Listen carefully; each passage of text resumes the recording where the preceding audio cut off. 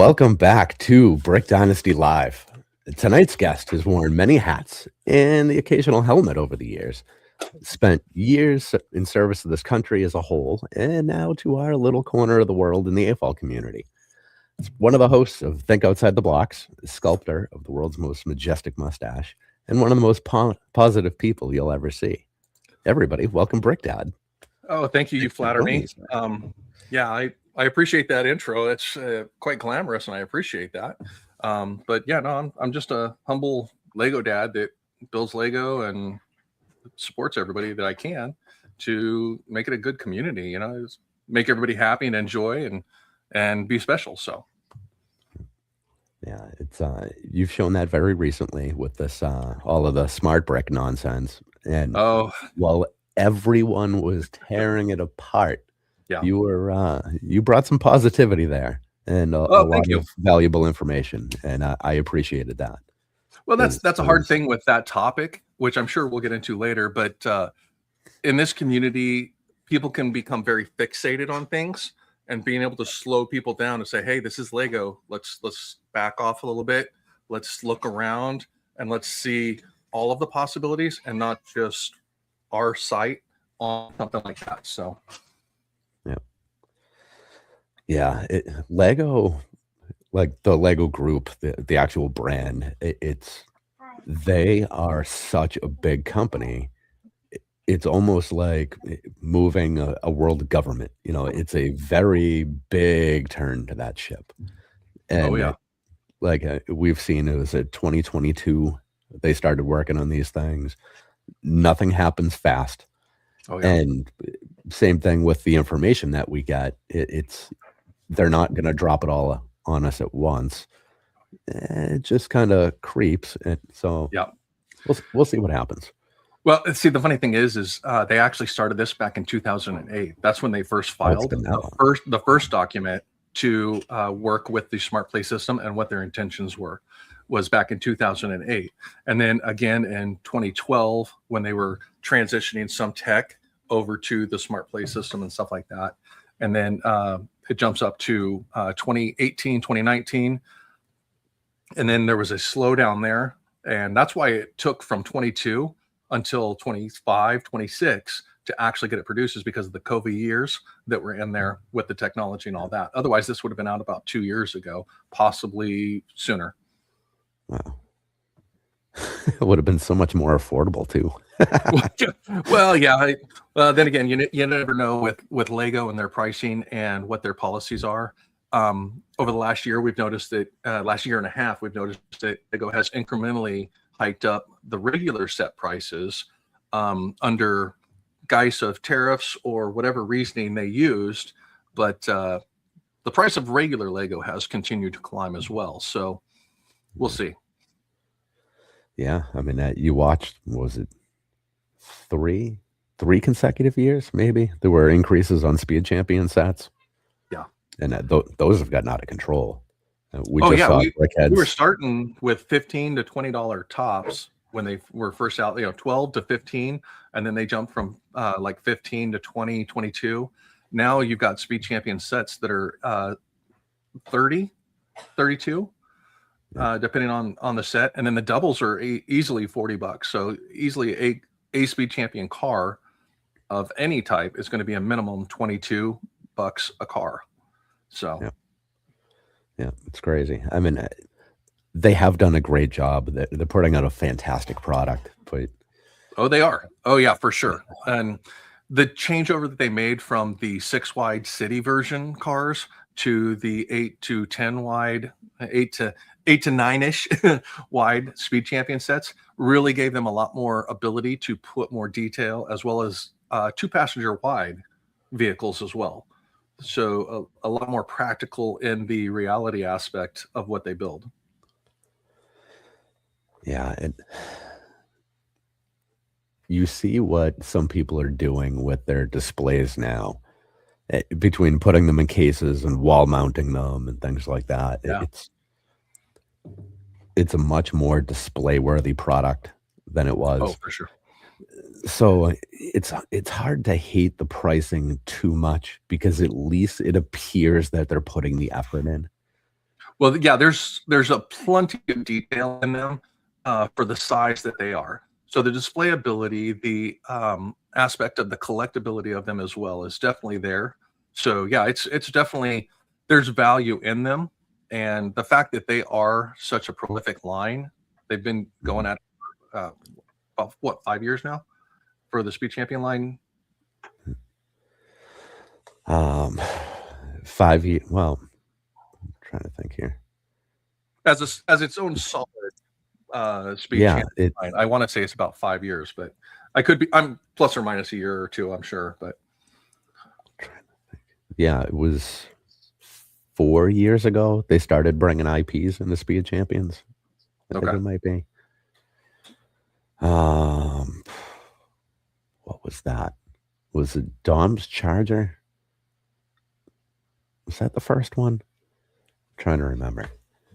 I would It's love so to tell hard. you, but Speed Champions are not a theme that I follow because Yeah, as every Lego collector or builder knows, that if you try to follow everything, you will yeah. run yourself into bankruptcy trying to stay on top of things.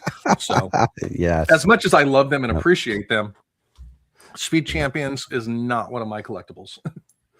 Yeah, I basically learn a lot of those things from going through the retirement lists and, a lot of the buying and selling and stuff that we Yeah. do.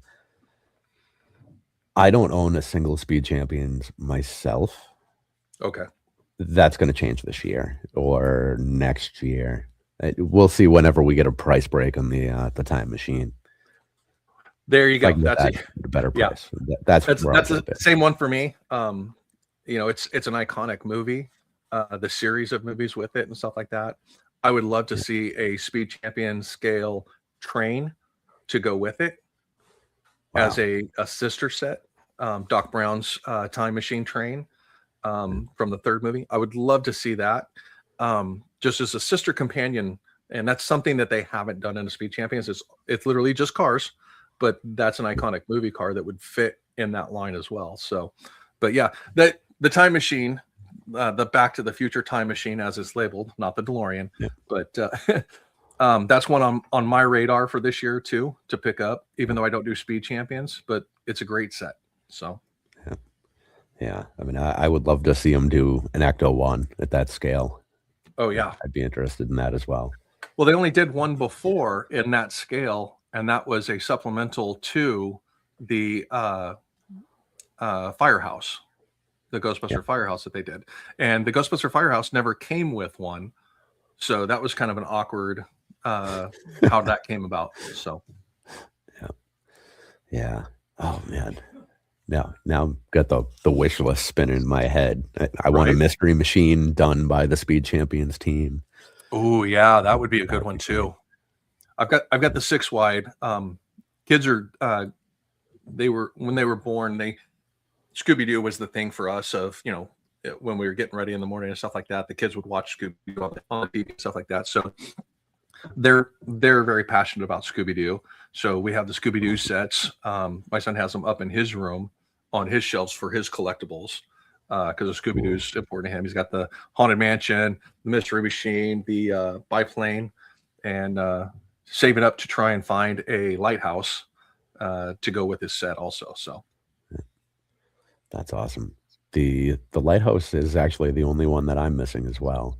Well, I have the what's the one with the whatever it is there, the coffin sarcophagus thing, whatever it is. Um, the Mummy one, yes, yeah, which is the weakest of the sets. yeah. I couldn't I tell you remember the what that name of is. it, but yeah, Yeah, it's the forgotten of the group. oh yeah, for sure. It didn't have the impact or the characters that the other sets did. So Yeah, yeah. We just found the coffin lid for that in a bulk lot the other day. oh The pearl really? gold, and it's in minty fresh condition. The thing is Wow. beautiful. So it's motivating me to kind of part that together. Anyway. Okay. So is that going to be a keeper and not a sell it? Oh yeah. The Scooby-Doo stuff that comes in the house, that doesn't go out of the house. Okay. Yep, that's necessary for me. Oh, so Liam here. Wacky Racers Speed Champs would be great. Oh, heck yeah. Hanna-Barbera Speed Champion sets. Oh my gosh. And it would be iconic to be able to do a CMF line to go with them. Oh, that'd be so good. Right? Was it Dick Dastardly and Muttley? Yeah. Would be a lot of fun. Well, so Hanna-Barbera is owned by Warner Brothers now, right? Correct. Which soon, if it gets passed, I'm pretty sure soon that'll be part of Netflix, who Lego works with. So it's not out of the realm of possibility. Best bet would be to get into Lego Ideas and start submitting pre-builds to try and give that indication so that fans can start liking them and show that there's interest in them. So. Oh yeah. It's not necessarily you or myself, but for other people. Being able to get in there and digitally design them up and put them in as Lego Ideas so that they can be at least on the radar for something of interest. Yeah. Well, I mean, they're targeting Gen X a lot these days with all these nostalgia sets. So they do remember that we exist. They do. Yeah. Yeah, the last Pokemon commercial that they did, the kickoff one for that, for the $650 set, was literally 5 actors, all over the age of 30. Wow. Possibly over the 40. I'm not sure, but yeah. I honestly, I can't remember if there was even a kid in that advertisement. Well, it's hard to put kids in an advertisement when like the lead set they put out is $650. True. That's tough. True. That's mind blowing. It's so much money. I mean, and great. People apparently love it, so good for them. Oh yeah, the pre-order sold out. The price to part ratio is not bad, but it's just better than Star Wars. Well, yeah, it's just crazy. It's an IP that takes off that quickly, that fast, is a dangerous IP because of how quickly it can die out as well. So who was it? Ash and Flash, maybe? Oh, Mind. That's the one. The Ninjago kid there. He was saying today, talking about scalpers and all of that, saying that, these people are not aware of how Lego works. And Lego is just going to print an infinite supply of these things, kill the aftermarket, and they're going to be sitting on a shelf in 2 years. So yeah. Well, that's the thing, is waiting until what is it? Almost the end of February to see day one. Yeah, how many more of the GWPs are available at that point? Yeah, because that's the thing. The GWPs are ranging from $250 to $400 roughly on eBay right now. Yeah, just for the GWP. Yeah. The set itself is anywhere from $800 up to $1,300 average on eBay. Yeah. Just for the set, and that's double the retail price on it, and it's not even on the market yet. So yeah, and obviously I could be wrong, but I don't think there's any way they don't bring that GWP back. I mean, the only catch I could see with it is the sticker sheet that goes with it and the production run that they would need to do to get that. Part wise, I've already looked at the GWP, and there's nothing special about any of the parts. So anybody could acquire all of the brick off of Bricklink or Brick Owl or wherever they, Pabwall, even if it's there, build the set. The only limiting factor is going to be the sticker sheet that goes with it. So there's no iconic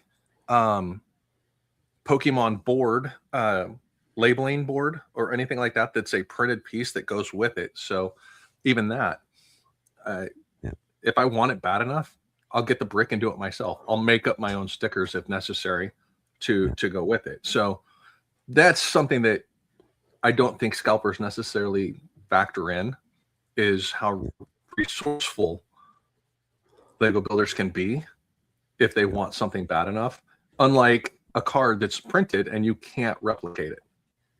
Yeah. Yeah. And I don't know enough about Pokemon, so I could be very off here. But with those, a lot of them, they just do one run or two runs, and then it's just the end of it, and they're on to the next thing, right? Yeah. Yeah. Yeah. So As far as I know. Yeah. Yeah. So if you my miss your Pokemon shot, expert just my Pokemon expert just finished his shower and he went to bed. So yeah. And I don't know. It'll be interesting to watch and see how the whole thing pans out. Thankfully, I have what's the saying? I have no horse in the race or something like that. So yeah, I can just I'm not watch in betting. the I have no background. horse in the race. Yeah. Yeah. Yeah. Which is good because then I can spend money on Lego that I actually want. Right. Yeah. See, that's the same thing for me is there's so many IPs on Lego's radar right now that I try to focus on just a couple that I collect.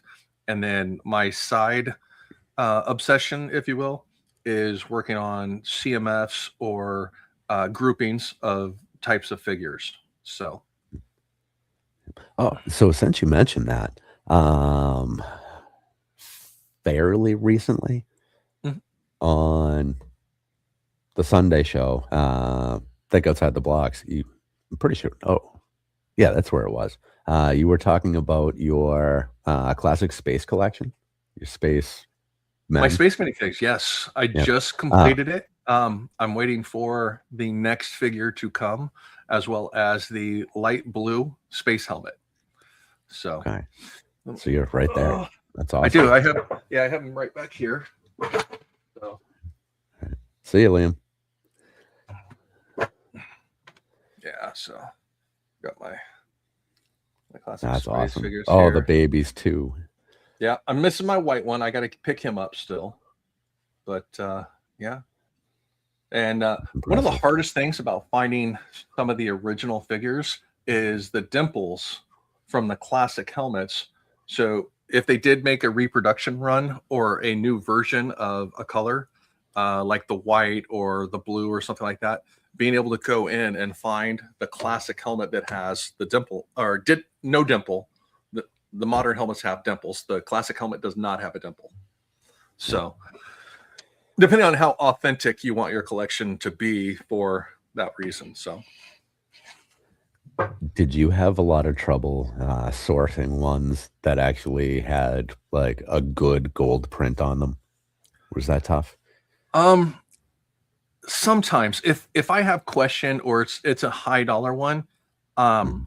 I'll message the seller and request a picture of the printing and a high quality resolution with it, and I'll ask them, hey, can you put today's date and my name on a sheet of paper so I know that that's not a stolen picture from somebody else. But that way I can say, okay, I will buy this from you for the $45 price of the black space figure if you can send me that picture and I say it's high enough quality for what I'm thinking I'm paying for.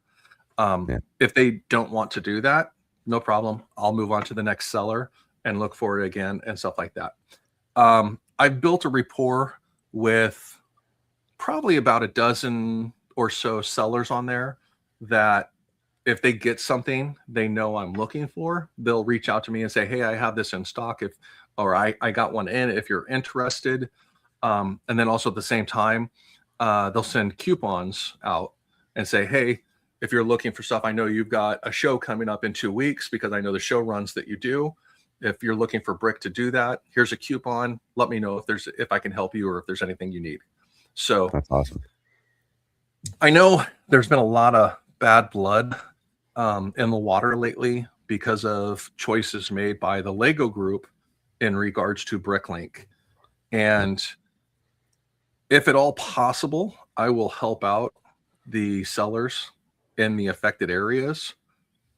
But at the same time, this is unfortunately a business mindset for each and every one of us, either as buyers or sellers, that you have to be prepared for a business to change drastically at any moment, which obviously could affect your inventory, your saleability, your business as a whole.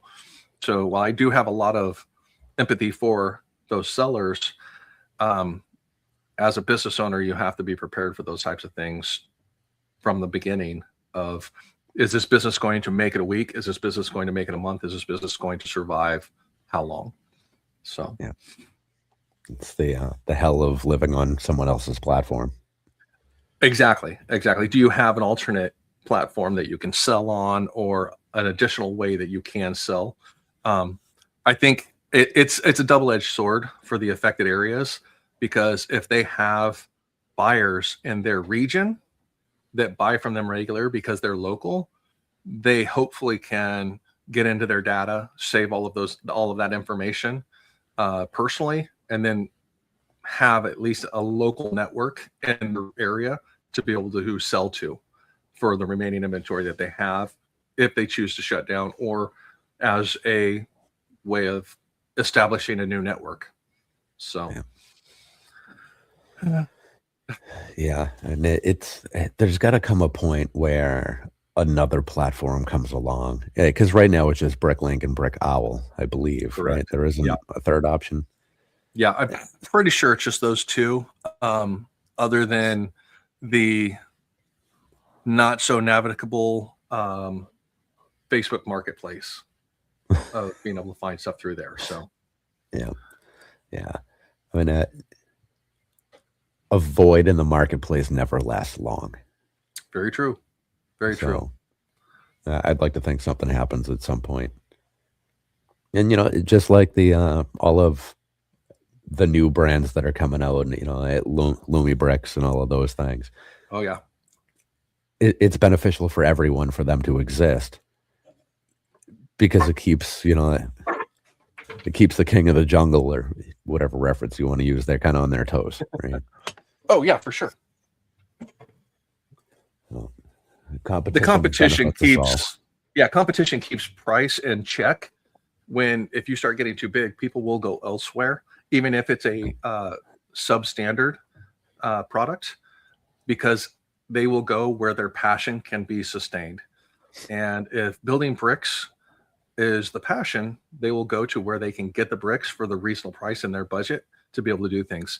And in an upside down economy where you've got things that are astronomically expensive, people still want their hobbies, but they're not going to sacrifice other things for that.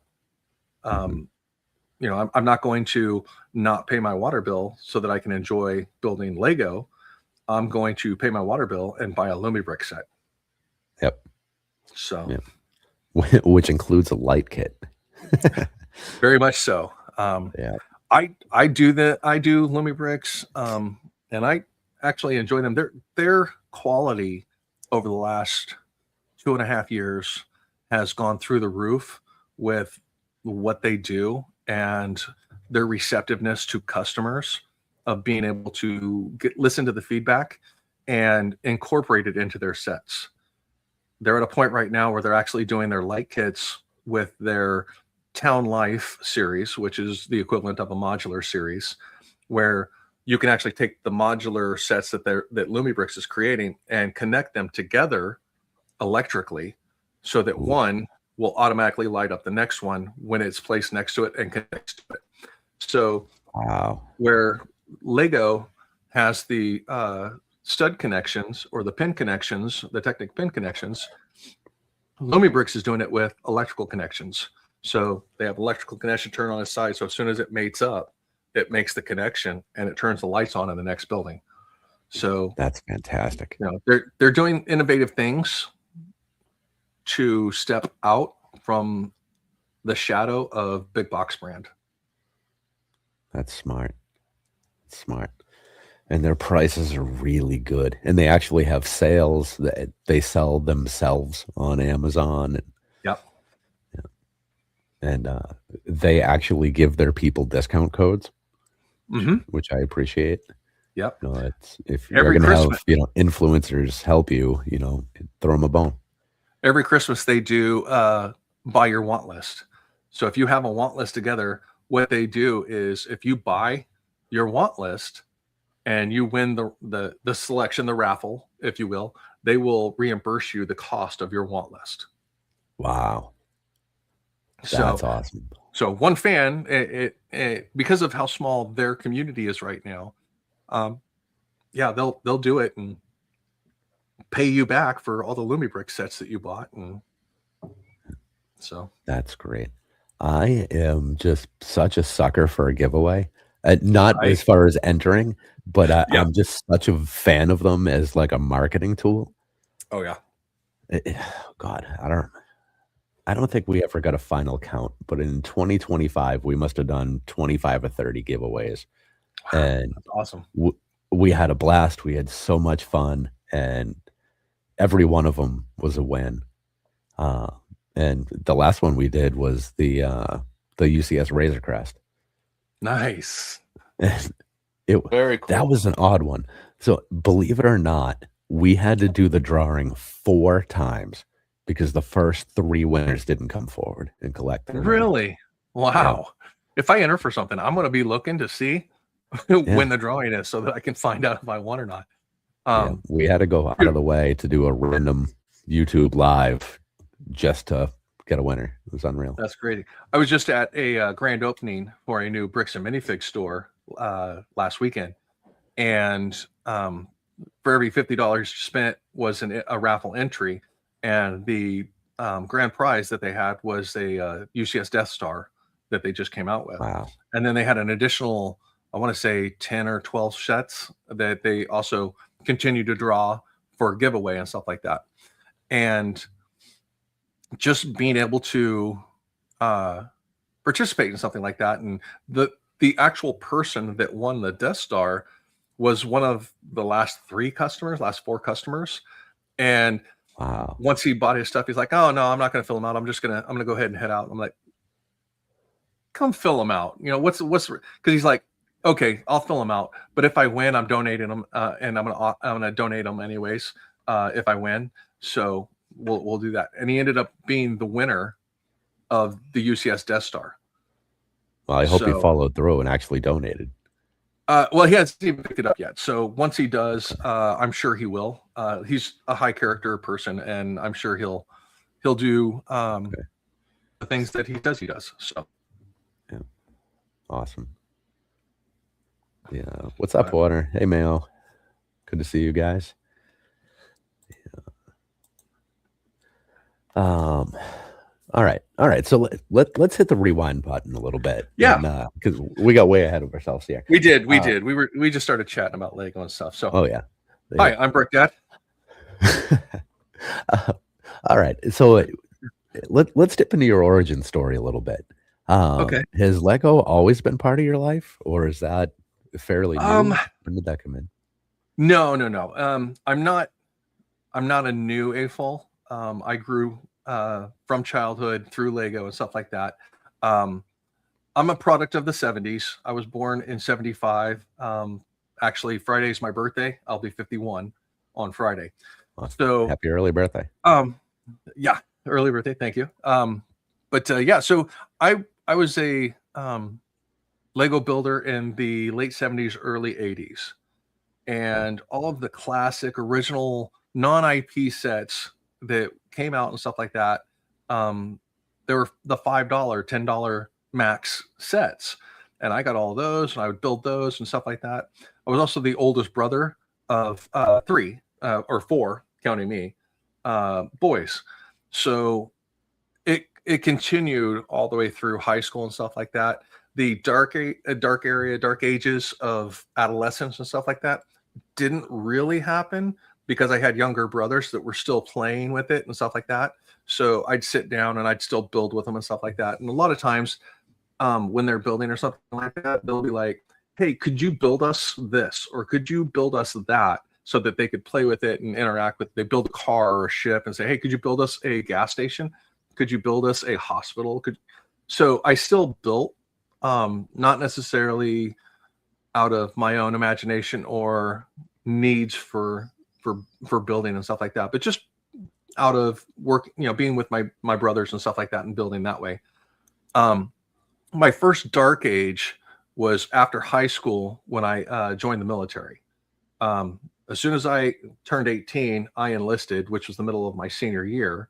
And by August, I was at boot camp. So it was probably a good 3 years or 4 years right there in the mid to late 90s that I had my first real dark ages of Lego. And then it wasn't until 2006 where I really started to get back into it. And majority of the Lego and stuff that I had as a kid, I kept. It was just tubbed up. Cool. I, duct taped the tubs up and stuff like that. And it got put in storage. So I still had all of it. But in 2007, I left the military. My wife at the time and I were both active duty. She and I were up for promotion at the same time in the military. She made it and I didn't. So we talked about it and worked it out where I left the military, took an early retirement at 15 years. She stayed, ended up doing 24 total. And when I left the military, I went back to school and college and got a couple degrees. My first degree was science fire protection, firefighting degree, so that I could go be a fire officer at a local fire station, and my EMT certifications and all of that. So when I did that, one of my graduation presents was the original fire brigade modular. Wow. And that kicked my passion for Lego back in gear. For a lot of my firefighter friends bought little model fire trucks and stuff like that. So they were very heavy into it because I was an older firefighter by standards. Most of them got into it when they're 18, 19, 20 years old and stuff like that. So I was easily 20 years older than everyone else in my classes when I was going to college for it and all of that. So I was the old guy. I was older than most of my instructors as well going through the program. So, I get the grandpa comments and stuff like that. But that pulled me out of my dark ages, and I built the fire brigade and started doing some smaller sets. And that was about the same time that the Lego digital design program, the first iteration of computer modeling with Lego, actually came out. And I beta tested that for a while doing fire truck designs. So I modeled some fire trucks. And back then, Lego actually had it set up where if you modeled something, you could submit it to be made into a product. And they would then bag it and ship it back out to you as a completed set. And the 3D rendering that you did for it, once you had the model complete, was printed out and put on the cover as the set design picture. Wow. So that was very back in the infancy, 2007, 2008, when they were doing that. So it pulled me out of my dark ages. I started to do the digital design side of actually getting in and using the mouse to move pieces around and build fire trucks and stuff like that. So I started doing that and did that while I continued school up until about 2012 when my wife retired from the Navy. And at that point, we packed up everything and moved back to where her family was. My family was scattered all over the country. I have two of my three brothers were active duty military, stationed at various places around the world. One of my brothers was still in California, where I was born and raised, where my mom and stepdad were. My dad had retired and was living in Texas. So I had family pretty much everywhere, where my wife had family back in one location. So she's like, hey, my dad's not doing too hot. I'd like to, move back to where he is to be able to spend some time with him before he passes away or any of that. So we're like, oh yeah, cool. No problem. I'm flexible. I like to travel. Let's move. So we moved back to where they were. And unfortunately, only about 6 months went by before he passed away. Man. So That threw a wrench into our lifestyle and things like that. And unfortunately, Lego went back into the tub at that point because we had so much chaos and stuff going on with her recently retiring, him passing away, family drama and stuff that was going on because of the breakdown. He was the rock that held the family together back there in the area. So my wife, sister, mother-in-law, all of them were all having problems because he was the peacemaker with all of them. So that put a kink in things for a couple of years. Jump forward to 2016, and 2016 was a very hard year because that's when my wife passed away. So in 2016, November of 2016, my wife passed away, and through the chaos of the early 2017, trying to figure out all of the financial aspects of everything of doing it all by myself, I finally got things settled out at the end of 2017. The house got foreclosed, cars got repoed. It was chaos. So those of you that have gone through the loss of people and stuff like that, I totally get it. I understand it. I've been there. I've dealt with it. The hardships of life in general, I totally get. But yeah, so 2017, I relocated a couple hours away from where our house used to be and reestablished myself. So 2017 was a new birth year for me in a whole lot of different ways. After losing my wife, all of our kids were grown at that point. I had 3 daughters that lived with my ex-wife out in California, so they were not around me much. And then my now late wife had 2 older kids that were already adults and in college and in careers and stuff like that. So we didn't have any younger kids that we were still parenting at that point. So it was pretty much me on my own trying to figure out who I was again as an individual in life. Completely retired and stuff like that. And it was at that point where I'm like, okay, well, I can either go back in the military and do some more time. I can go back to school. I can do just about anything that I was emotionally capable of putting my mind to, which I ended up doing. I found the small town that I ended up moving into, was looking for fresh life, fresh blood. And I actually applied to be a police officer there in a small town. When my father-in-law passed away and my wife passed away, it was at that point where I was not emotionally stable to do the fire EMS side of things any longer. My heart and emotions just couldn't take it. I would break down physically every time I had to go into an emergency situation that was a medical situation because of traumas that I've had to deal with. So I jumped over to the police side of it's a different first responder job, which I didn't know until I actually got into it, of how different the expectations were of the positions and of the job. So I went through a police academy for a while. And then once I got done with that, I started working for the small town that I was in as a part-time police officer, being retired. I lived in town where some of the other officers weren't. So I was pretty much an on-call. If there was an emergency, I got the first call and I'd go and respond to that for a while. Moving forward, excuse me, there was some fallout in the leadership of the town.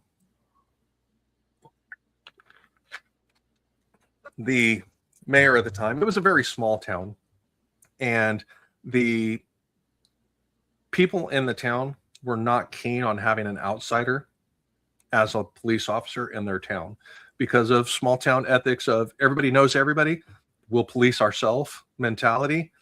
And then there was some other issues with the mayor at the time wanting to play favorites And I pretty much stood up to him and said, hey, the law is the law. I'm going to execute my duties within what I've been taught and what I've been empowered to do as a law enforcement officer. So cutting slack for this person because you know them and you like them, I'm not going to do it. If they do this, I'm going to respond accordingly to what they do. I'm going to write a ticket. I'm going to arrest somebody. I'm going to do these things because that's my job.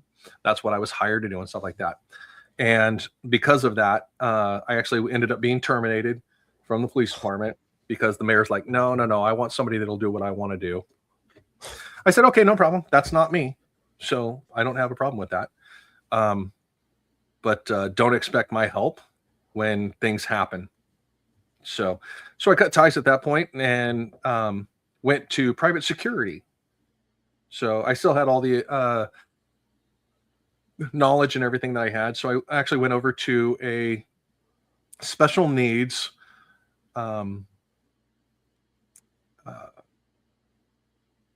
industrial trade college. So people with mental disabilities or physical disabilities, this trade school was set up specifically for them to be able to learn new trades, learn skills, and learn these types of things to be able to then go be productive in society on their own to help them establish their independence. So I went and became a school resource officer for them. So, you know, I ran around the college campus, the student body all knew who I was and stuff. And it was a 24-hour live-in facility because there were people that required special medications or accommodations or things like that.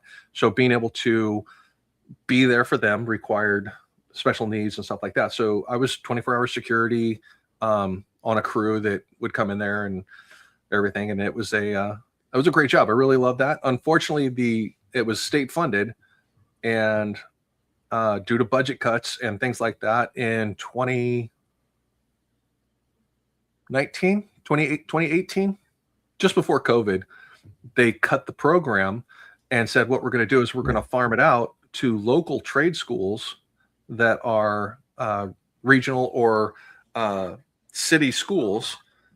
And we're just going to eliminate the live-in aspect of it and provide them with services for either at-home care or visitation care or stuff like that, so that they could then take away all of the finances that they had to do to maintain the facility.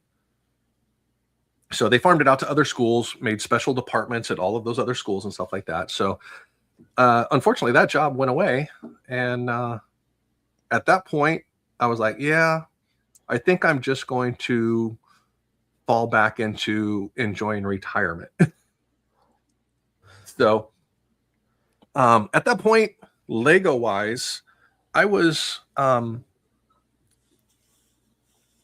very set with starting back into Lego. I went and got the Lego out of storage and put the fire brigade back together, and was a significant build to me because it was from my wife when I graduated college and stuff like that. And my wife was now gone. School was over. Emotionally, I couldn't do my fire EMS job anymore. So there was a lot of things tied up in that build. And at this point right here is when I actually started looking into going back in the military, like hardcore looking to go back in the military. And what I ended up doing was I was trying to reach out to a couple of my subordinates from while I was active duty that were still on recruiting duty. And I reached out to one to try and ask him, say, hey, can you help me go back in the military now that, you know, you're senior and you're a recruiter and stuff like that. I want to go back in and do another 5 years, hit my 20-year to maximize my retirement, and then just, you know, enjoy it at that point. Unfortunately, when I reached out to get hold of him, I was informed by his wife that he had passed away. Oh no. So yeah. So I reached out to try and get hold of him, and his wife replied back to me, and it was a very blunt conversation to start with. Is who are you and why are you trying to get hold of my husband type conversation. And I'm blessed that she was receptive to actually listening to why, because I explained to her, I said, hey, my wife passed away a year ago, and this is what I'm looking at doing. I want to go back in and finish out my retirement because, you know, the only thing I had at that time that was even semi-limiting was I had a couple pets that were mine and my wife's when she passed away. So I was like, I can work that out to make sure that they're taken care of and still in the family. So when I reached out to her and explained that to her, she told me her story of what happened to her husband, which was one of my juniors. He was 18, 19-year-old when I first met him, straight out of high school, joined the military and stuff like that. And I had never met her because he was in his mid to late 20s when they finally met and started dating and stuff like that. So he was already well into his career doing his stuff. And when I finally did meet her, it was through the tragedy of the grief that we were both facing with the loss of our spouses and stuff like that. And we became friends. We shared our problems, our joys, our issues and stuff like that. And oh no, did my audio just cut out? I still hear you. Shit. Everybody over there in the comments, can you guys still hear us? Just checking. So yeah, I ended up meeting her, and we became friends, and we started working our grief process together to make sure that just being supportive for each other and stuff like that. She had 2 small children at the time too, which are the kids that back at the very beginning, I actually explained that we had now. 1 second.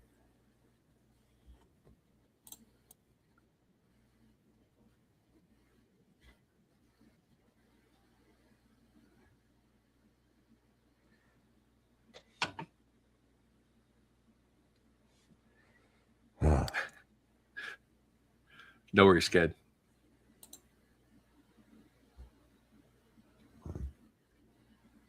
My headset cut out.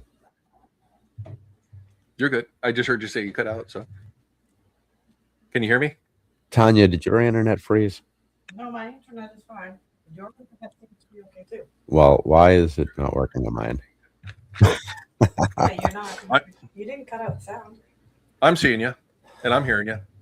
Oh, fucking A.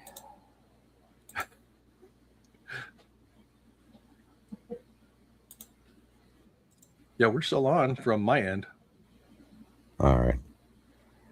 It hasn't kicked me out. So.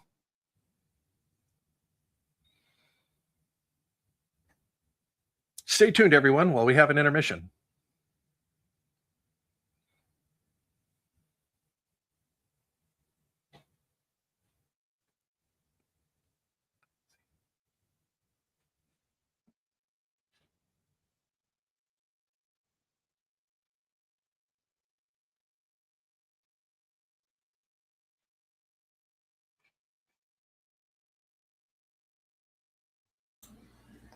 All right, I've gone completely deaf on my end here. Let me reset these things.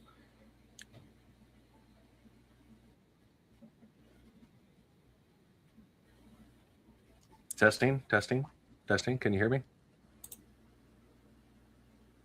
Audio, 1, 2, audio, check, check.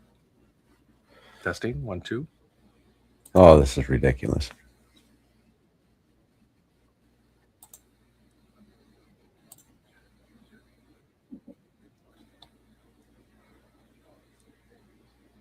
Wouldn't be a live stream without it.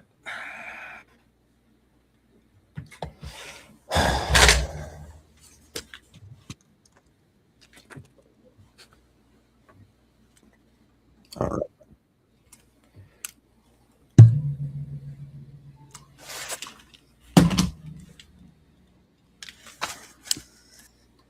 Testing, 1, 2, testing, testing. Audio, 1, 2, testing. Testing, 1, 2, audio. Reset mic to it. All right. Can you hear me? Yes. Sorry about that. Okay. No. You're totally fine. Trust me. You've seen Think Outside the Blocks. We're accustomed to audio problems, video problems. guest problems. It's all the same. So God, I was so sucked into your story, and then all of a sudden there was nothing. I'm like, no, it's totally good, because this is actually a good point to pick up from, because there's been a lot of hardship and negative in the story up until this point. And this is the point where things really turned around for me in my life to get to where I'm at now. And for me to get where I'm at now was meeting Jenny, which was my late subordinate's wife. When we met, we started our grief journey together of helping and supporting each other to get through the loss of our spouses. And at the time, there was no expectations of a relationship ever, anytime whatsoever, nothing, no. I even tried to encourage her to find other people and date other people and stuff like that, because I was like, I'm so over relationships and life and stuff like that. I just want to be by myself and just do my own thing, have some friends, travel when I want to travel, and be around people when I want to be around people. So I wasn't like, I already had kids. All of my kids were adults. So the thought of raising kids and stuff like that wasn't on my radar at the time. I was looking at stuff that I could do that was no baggage has to go with me. I can literally just leave stuff and go and do stuff. So when I met her, we were both at that type of mindset of just moving forward to become productive members of society again. Because at the point where we met, we weren't. We were in a deep hole of grief and dealing with the loss and all of those types of things. But we became very close friends, and we went to a retreat together where it's one that I actually staff now and support and work on, and it's called Leap of Faith. And it is a 3-day retreat held out in North Carolina, South Carolina border.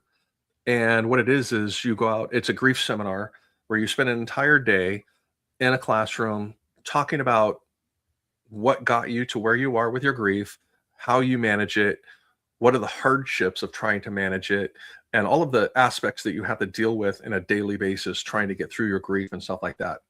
And then what you do at that point is then the second day, you'll have one of two things.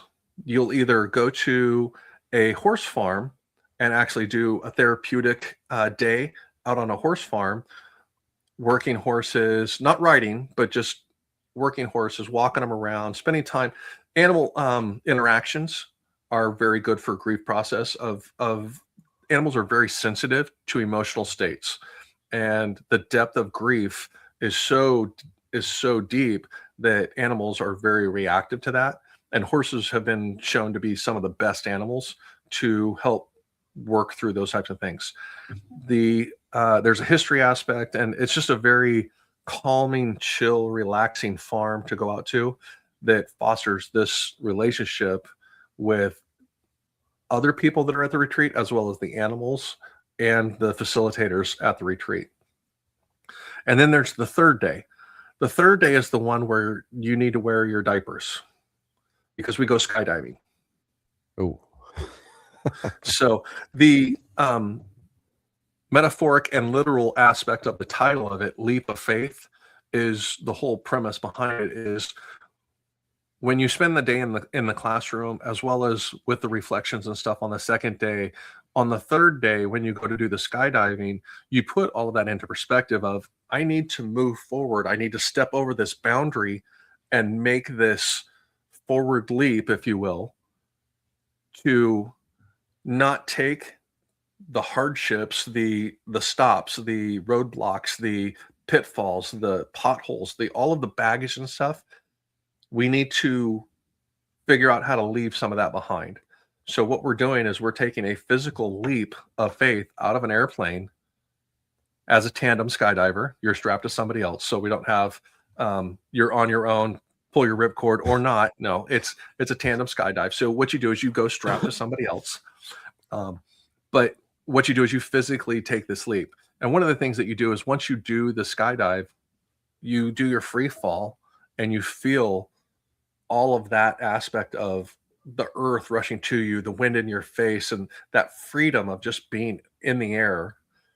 And then once you pull your canopy, you feel that security of the canopy being above you, and you're literally hanging underneath this fabric that slowly lowers you down to the ground. And at that point, what you do is you'll pull out a slip of paper that's something that you want to say to your departed one, sons, daughters, whoever you lost. You have something that you want to say to them to let go of. This is a commitment I'm making to them to say, hey, I'm moving forward and I'm going to support you and love you and be a part of your life in a positive way. And then what you do is you take your card and you let go of it. And you just let that roadblock, that hang up, that whatever it was that was stopping you from moving forward with your grief at this stage, and you let go of it. So once you get to the ground, all of the other people in the retreat, people that have jumped already, people that haven't jumped yet, are all there. So you're in the middle of all of this love, compassion, and understanding for your circumstances. And it's amazing therapeutic event to be able to participate in and stuff like that. Now, with that being said, this was the first event that we went to together. And at that point, we bonded tremendously at that retreat. And this was probably 2020 now? 2019. No, 2018. Hope she's not watching. Women and dates and stuff like that. But So yeah, it was pre-COVID when we did this, and then we started dating after that. And it was a long distance relationship because I was still at my house, she was still at hers, and I was in Arkansas, she's in Chicago. So to give you a distance between the two, we were a 10, 11-hour drive between us in that respect. So it was a lot of online. We still had our space. We still dealt with our grief and stuff like that. But we would occasionally get together for a weekend and have a date like that and stuff like that. So we started to grow in a relationship as we continued moving forward and stuff like that. And it got to the point where it's like, hey, you got kids. Are we doing this or are we not doing this? Because it's at that point of, am I going to be a dad again, raising kids, or or what? So we sat down, had a long conversation, and I'm like, yeah, I'm in. This is an opportunity for me to do something that I wasn't able to do while I was in the military, because while I was on active duty, I didn't get to raise my kids the way that I want to, or that I should have, because I was deployed, I was gone, I was stationed elsewhere, all of those types of things that limited my ability to be the father that I think I should have been. So through everything, I've been given this opportunity to try my hardest to be the best dad I can. And I'm now a little over 5 years in, and Lego actually has been a dominant factor in the relationship with bonding with the kids, working with them through their grief and doing things together and stuff like that. My first exhibition at a show was a Harry Potter castle. The reason that we did a Harry Potter castle as the first exhibition for a show was because my bonus son, Gene, Harry Potter was his thing. And the reason we got into it was because he got all of the Harry Potter, the 2020, 2024 Green Roof Castle sets. And he put all the sets together himself. Sometimes not completely right, but we fixed those and got those together correctly. But then what we would do is he would say, we would discuss the book and we talk about the movie and we talk about scenes that weren't in the sets. He's like, can you build that? I'm like, yeah, I can build that. Let's build this scene. So we added it to the castle, and we continued to add to it and add to it and add to it. So it was a bonding point to be able to build these segments of the story and add them to something that he already had and established.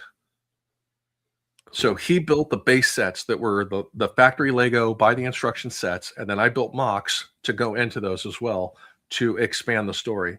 And we continue to do that. I've got the new sets for 2025, 2026 sitting down here in the boxes, getting ready to be rebuilt. And we're going to do a revamp on the Harry Potter castle on Hogwarts over the next year to get it updated to the new sets and tell more of the story. And he actually loves to be able to. We actually took it to school one day for show and tell at his school, and there's this big round table and we come in and I'm carrying this castle in, and then I said, "Oh, I'll be right back. I have to go get the other half of it." And they're like, "What? The other half?" I'm like, "Yeah, this thing's big." So I brought it in, and then I literally just stepped back over to the side and let him talk about it to his friends. And to see him light up and tell his friends, well, this is this and this is this, and how intimately he knew the story. And he's like, yeah, we added this, and to go through all that.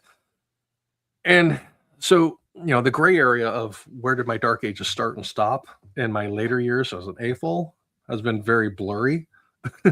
But after my wife passed away is the main point where Lego came back into my life of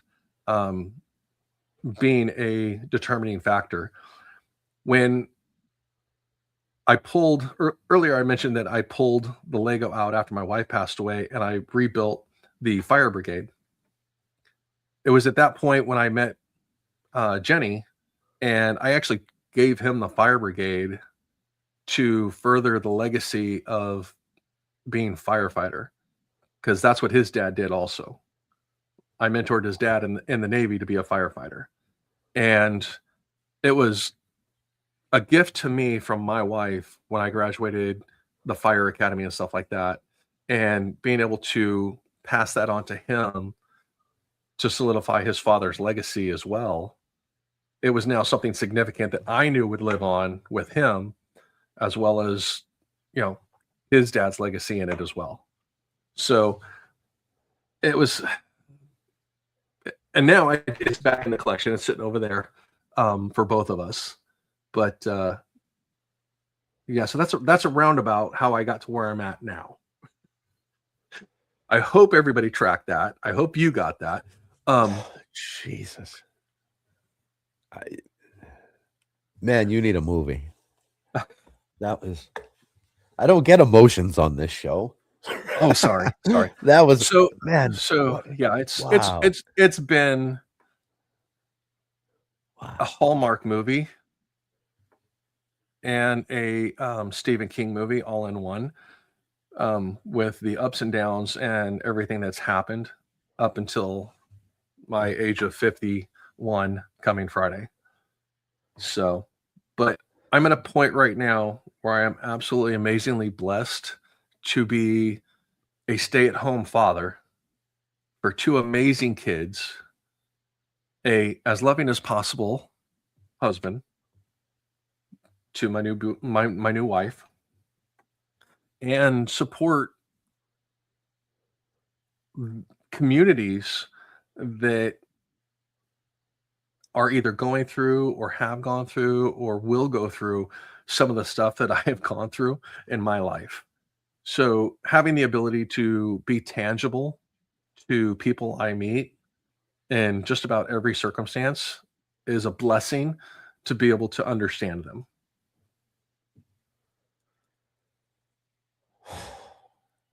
Wow. Man, you were a saint at this point. And I appreciate the thoughts of that, but I'm still a flawed person, and that's a reality for me. As being a flawed person is when I get out of bed in the morning, I think to myself, I need to be as good or better than I was yesterday. So it takes a special kind of person to have that attitude after enduring that much. And thank you. That is impressive. And That's okay. I still steal the kids' candy. So Yeah, well, you know, that's part of being a dad. That's like exactly. that's Dad jacks. Yeah. yeah, yeah. That's a rule. Now I kind of want candy. I don't eat candy. It's fine. Um, man, what a ride. So Hi. now you get to build Lego for yourself and as a dad. Yeah. So you get to build twice as much or Yeah. differently. Well, and it's differently because my son is a very instruction builder. He gets his, I'm going to follow the instructions and go all the way through it. And he occasionally steps outside the box to mock things and build this and that and stuff like that. But it's rare. He has to be in the right mood or the mindset to want to sit and do that. My daughter, on the other hand, she is a free thinker that will just sit down in front of a box of Lego and build her imagination. Awesome. She likes doing instructions, but she literally zones out when she's doing it. So she's got to have some music going. She's got to have a video playing where she's sitting there and she's looking at the instructions. She grabs a piece, she puts it together. She's watching a video. She's listening to music. She's doing so. She's just a very active builder in that respect when she's building sets. But she enjoys it, and it's funny because she'll come down and she'll be like, "I'm in the mood to build today," and I'm like, "Box build or free build?" And she's like, "Box build." So I go over to the backlog, and I have a backlog area that is specifically for them, so that when they come down in those types of mindsets or those moods, I can go over and grab a set from the backlog for them, and they can sit down and build it. And they know what most of the sets are in the backlog, but every now and then, if I see a creator set or something like that, that is just a smaller fun build or something like that, I'll pick those up and throw those in their backlog, even though I have no interest in it whatsoever. But that way they have a set that when they come down in those types of moods, they can do that. Occasionally they'll have a friend over or something like that, and they'll be like, "You want to build Lego?" I'm like, "You want a box build or you want a free build?" So cool. I struggle with that. So we don't have a backlog. We have inventory. Or yeah, we you're in a unique position. Right. Yeah.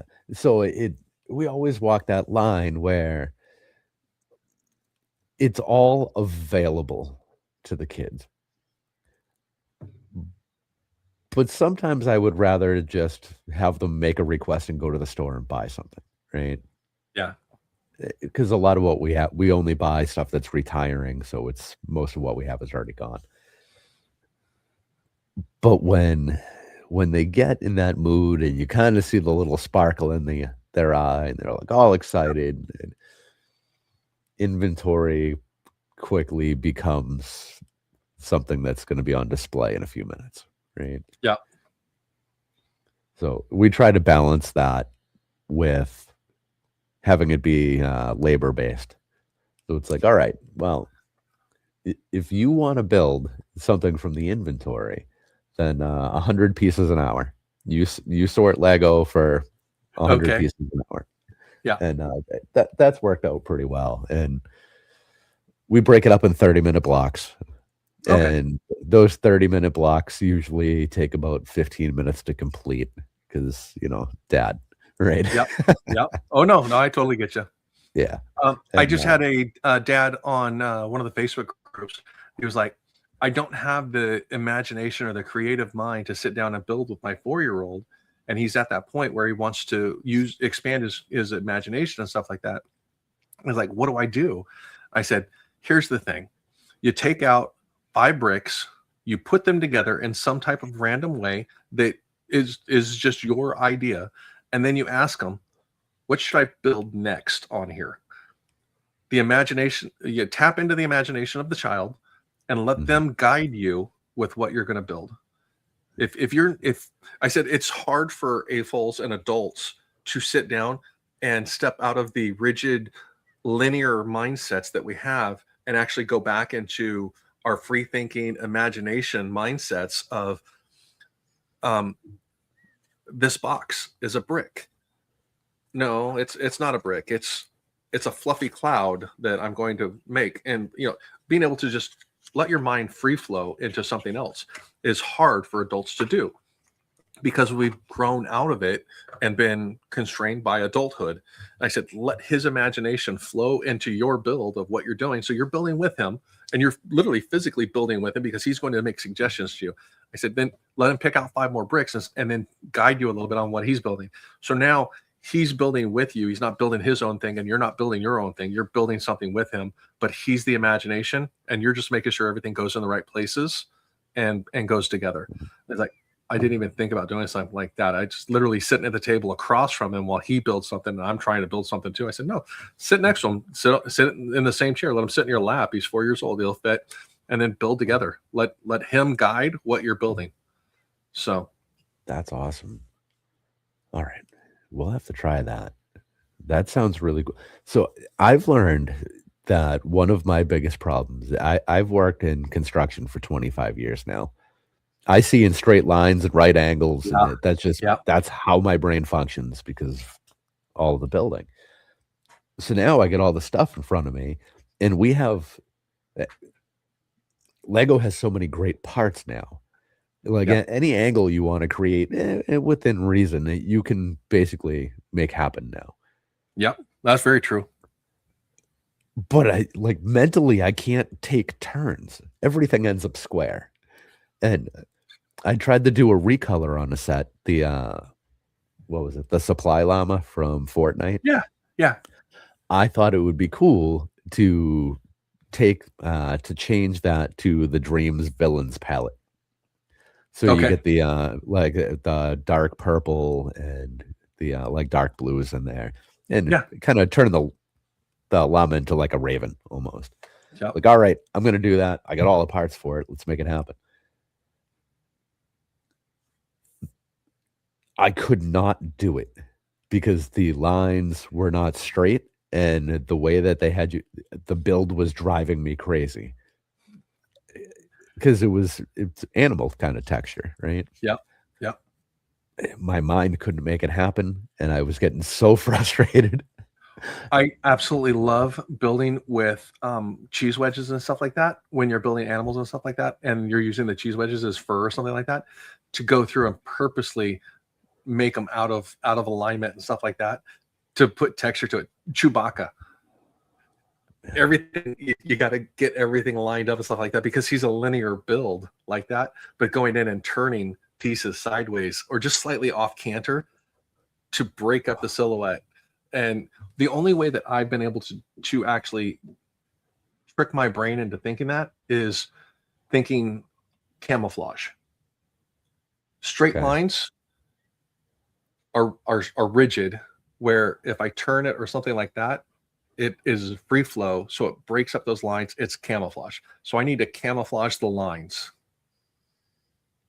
Okay. So if I focus on I need to camouflage the lines, I'm not thinking it has to be straight. If that does that make sense to you? Yeah. Yep. Okay. It does. So yeah, being able to say I need to camouflage the lines because he's fuzzy, so I need to camouflage it. Being able to think outside the box of twisting or turning pieces ever so slightly. If it's a single stud piece, find a spot where you're like, okay, that doesn't irritate me, and leave it. Even if it's not straight, you're like, okay, this is okay. It doesn't irritate me as much. So, and then move on to the next piece, and don't think back of I need to go straighten that. Just okay, I need to camouflage this line over here where I've got a plate on top of a plate on top to a smaller plate with a tile. And so give it a try with the I need to camouflage it. So. Okay. All right. Well, the concept of camouflage makes sense to me. So exactly. I think I can work with that because we're pattern recognition machines. That's just what we are as people. So if you take away a pattern, it's harder for your eye to grab it, right? But if you convince yourself that the pattern is supposed to be random because it's camouflage, I know I can have a pattern underneath it, but I'm camouflaging the pattern. Yeah. Okay. Good. All right. I like that. I like that. Thank you. Brick tips with Brick Dad. Yeah. Great. So, but yeah, so the way we have it set up now for our building in this house is my daughter has an old wood chest with a big flat deck on the top of it that is her build table. And it's got casters underneath it. So I can roll it around. I've got a concrete floor down here in the basement. So I can roll it around so she can build her city. She builds Friends. So she's got her Friends city, the Emmyville, that is her friend's neighborhood and stuff like that. So we roll it out from under the table and she can build on it and do all that. And then when she's done, we roll it back under the table so it gets put away. She doesn't build as frequently as I do or anything like that. And then we've got on the backside over here, we have a Harry Potter World bench. It's about 12 feet long. And it is literally Harry Potter World. We have Diagon Alley. We've got the Hogwarts Express that runs around the whole table. We've got Privet Drive. We've got pretty much the entire aspect of going from London to Hogwarts Castle on this bench. Awesome. And then around the corner over here, I've got Hogsmeade on a separate shelf that is Hogsmeade Village around the corner over there. And the way it's set up is it's all the original dollhouse style builds. I try not to 360 builds other than modulars for display purposes. And that way the kids can still get into Harry Potter because it is a shared theme that we all know, love, and are passionate about. So the kids can still get in and play with the figures and move stuff around and reenact the story on this entire bench over here. So that's the shared area where they can play and build and do stuff like that. So yeah, so that's that. And then I've got a bench over on this side, which is my modular bench, which is the city. And there's the way it's set up. I've got some green tiles. Well, let's see if I can do this real quick.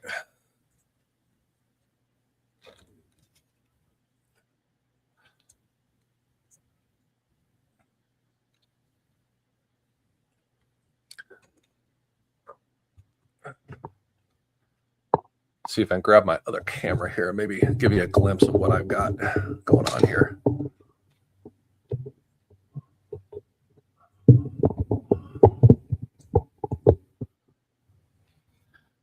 Let's see if I can.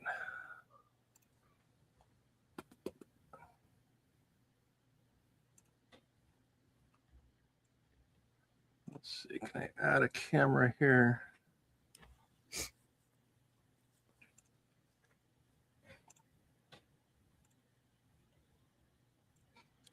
Okay, bear with me. I'm going to step out of camera for a second and throw this other one in. Oh, look at that. Wow. So this is the modular bench that I have over here. And the green areas, the grass areas, are literally just 32 by 32 plates, base plates that are slide-ins. So we can change them out. Like the Christmas tree is there for holiday. I've got a Statue of Liberty that slides right in. We've got the construction equipment. Wherever the kids want to play, I only have to put the construction equipment close to it so that I know that that's where they're playing. So awesome. that way it doesn't freak me out if I come in and stuff's moved or changed. If I see the construction equipment being moved, I know, okay, the kids are playing over there and stuff like that. The buildings themselves, they don't mess with. And the reason being with that is sidewalks and stuff like that, yes, but like taking the floors off or anything like that, they don't mess with because most of them are wired for lights. Okay. So, but yeah, moving cars down the streets or stuff like that. I've got a new section that's going to be added. That's going to be about a 4.5 foot T coming off. That'll have the new section of modulars because I've got about 6 more modulars to put together to put in the city. So awesome. It's going to be a big horseshoe once it's done with all of the modulars and stuff like that. So, wow. But so I'll pull this off and just show you what we've got here. So, Anybody get seasick? I'm sorry.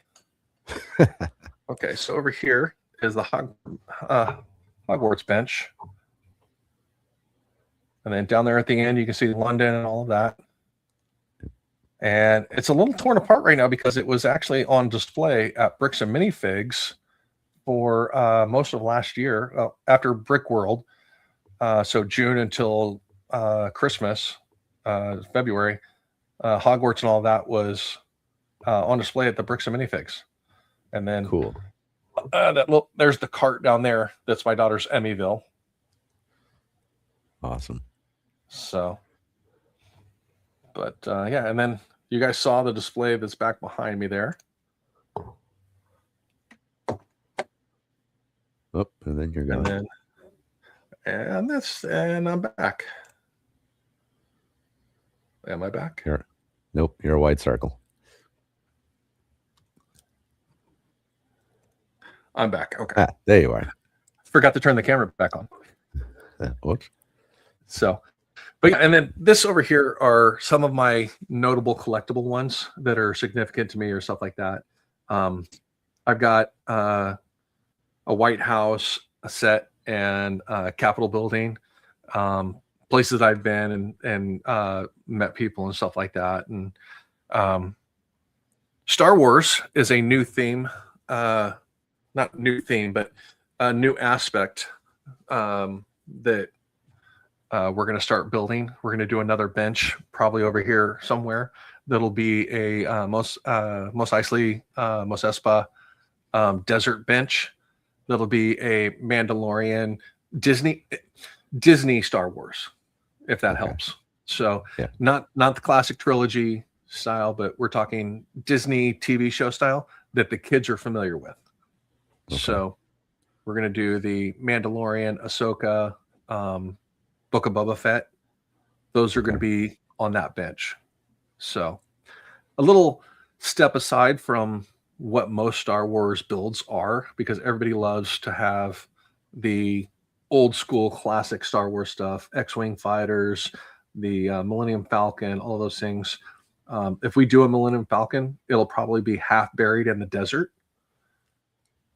So it'll be it's a wrecked. It's been the old version of the Millennium Falcon that is maybe flyable. So cool. But that's a rough what my Lego room is. Now I didn't really show you too much, but there's a table literally right in the middle right now that is filled with all of the classic pirate ships and all of the ships that Lego has ever made, as well as several custom ones and the new Bricklink Thieves of Tortuga. That's what I'm actually using right now for the Lego show tours, is taking that and setting up like an ocean table of ships. So people can come up to the table, see the classic ships that they remember from their childhood, and then some of the new modern ships, as well as some mocks that I've built to go with the others. So anyway, I'm trying to remember, because I saw pictures of one of the displays. Did you extend one of those ships and make it bigger? Am I remembering that right? Not really. The ship that I think you're thinking of or talking about is a off-brand set. Oh, okay. Some of the expos I go to, I will take off-brand sets so that people can see that there are other things than Lego on the market. And when people are like, "Oh, that's fake Lego. It's poor quality. It's terrible," and stuff like that, I'm going to put it on a table next to a Lego ship. And then if they're the type that are going to say those things, I'm going to ask them. I said, "Which one's the Lego ship?" Well, they both are. That one's the one you mocked. You made that one. That one's the set. And I'm going to say, "No, they're both sets. That one's from that brand. That one is from Lego," so that they can actually have some tangibility. Lego is not the only brand. As much as we love Lego, and Lego sets a standard in the brick world of what expectations are, there are other brands out there. Yeah. and I've delved into several of them, and I'm still an affiliate for several. Lumi Bricks, Mold King, J&M Bricklayer. I'm an affiliate for them. They occasionally will reach out and say, hey, we want your ideas and thoughts on this set. They'll send it to me. I'll do a technical review of it and then make all my notes, my comments and stuff like that, email them back. This is good. This is bad. It doesn't work. You need to change this. You need to change that. It started out where I actually made videos of those reviews, and they're like, hey, could you not do the reviews and just send them back so then we can correct those things and get it on market. And I'm like, okay, yeah, if that's what you want, I don't have a problem with that. And they're like, you still keep the sets, you still, there's still gifts to you for your expertise. So yeah, I've actually picked up several sets from different brands that have asked for my review based on what they've seen from me and stuff like that, going, hey, we know you do this series of things. Could you take a look at this and tell us, is it compatible with that? Is it at a high enough quality to compete? So, and the one you were talking about, bear with me. I'm going to step away for 1 second.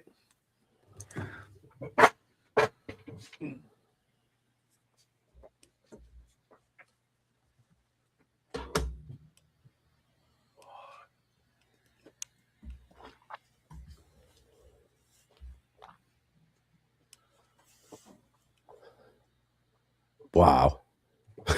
I didn't think it was that big. That's incredible. This way I can hear you back. So, wow. This is the Mold King, not Black Pearl. Wow. The measurement on this thing here is, let's see if I can get the top of the mast. Yeah, there it is, the top of the mast. This thing stands about 32 inches tall. And can I get it in the frame? There you go. There you go. Yeah, I can't even get the whole ship in the frame. So, wow. But yeah. 32. Okay, so that's gotta be 40 inches wide anyway, right? It's 46 inches long. It's just shy of 48 inches long. Wow. Yeah. It's 6 inches shorter than the Titanic. Unreal. So, and then with the mast height at, I think I said 32, but it's 28. Okay. Just over 28 inches tall, I believe. So, but yeah, I've got probably about 40 figures on it right now, and you can see up on the deck how sparse they are. But this is a triple deck. You've got a bottom hull, you've got a midsection cannon section, and then you've got an upper deck cannon section, as well as back here at the back you have a captain's quarters. Midship here you have an officer's quarters, and then all of the enlisted quarters are down underneath it, in between cannons and stuff like that. So, wow. Ship wise, this is on par with any ship that I've built from Lego. So unreal. And it is a solid build. I one hand carry it, and it's a solid build. So now let's see if I can get it over here real quick.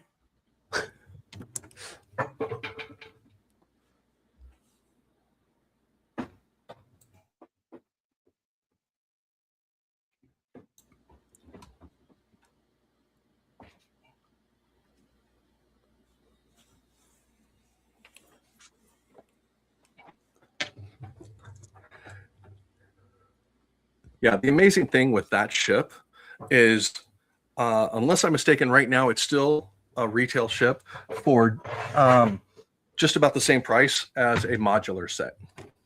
So $230 ish, I want to say.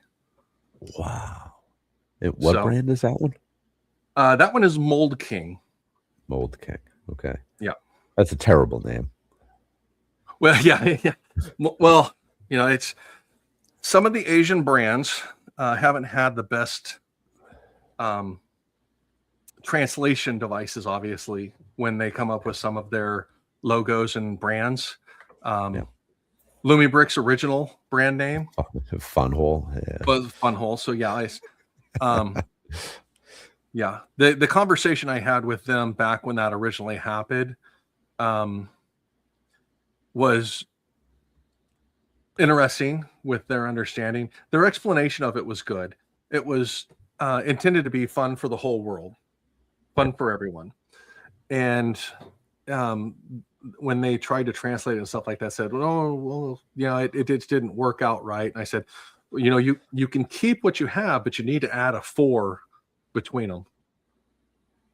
Yeah. And yeah, so they just like, "Oh, we'll consider rebranding." So Lumibricks is not perfect, but it's definitely a lot more in line with what they produce. Yeah, for sure. Illuminated bricks, you know, having the light kits in all of their sets, and that's something that they're very adamant about. Is all of their sets will come with lights. They're never going to do sets that don't have lights. Even the small little flower pickup trucks and small vehicles that they do come with small lights, with a small little light set and stuff like that. So yeah. Yeah, and they've done cool little things that people pick up on. Like, trying to think. You know, tacos, right? Yeah. Okay. So she posted about, you know, it's girls and manicures dealing with Lego. And how do you handle having a manicure and being into Lego? Yeah. And Jen Builds responded with, you know, the tools that she uses to keep her nails in check. And one of them was the tweezers that Lumibricks gives you and how great those are. It's like, see, yep. Yeah, there you go. And it's little things like that are just as important to your branding as the color of your logo. You know, give people for sure. the little things. Yeah. Now, I'm gonna do a little tool talk real quick since we broached that subject. So we mentioned Lumibrick sending tweezers for their light kits and stuff like that. I use these constantly whenever I'm doing electrical wiring or stuff like that. Now, everybody is familiar with the standard Lego brick separator and what it does. This is the sticker application tool. Also, occasionally a plate separator as needed and stuff like that. Now, one that hasn't been seen, and I don't know how long, it's a rare piece in and of itself, is this Tyco brick separator. Wow. Look at that. It has stud removal at the front. This is actually a slider, so it goes up and down. So once you remove the brick from here, you push it out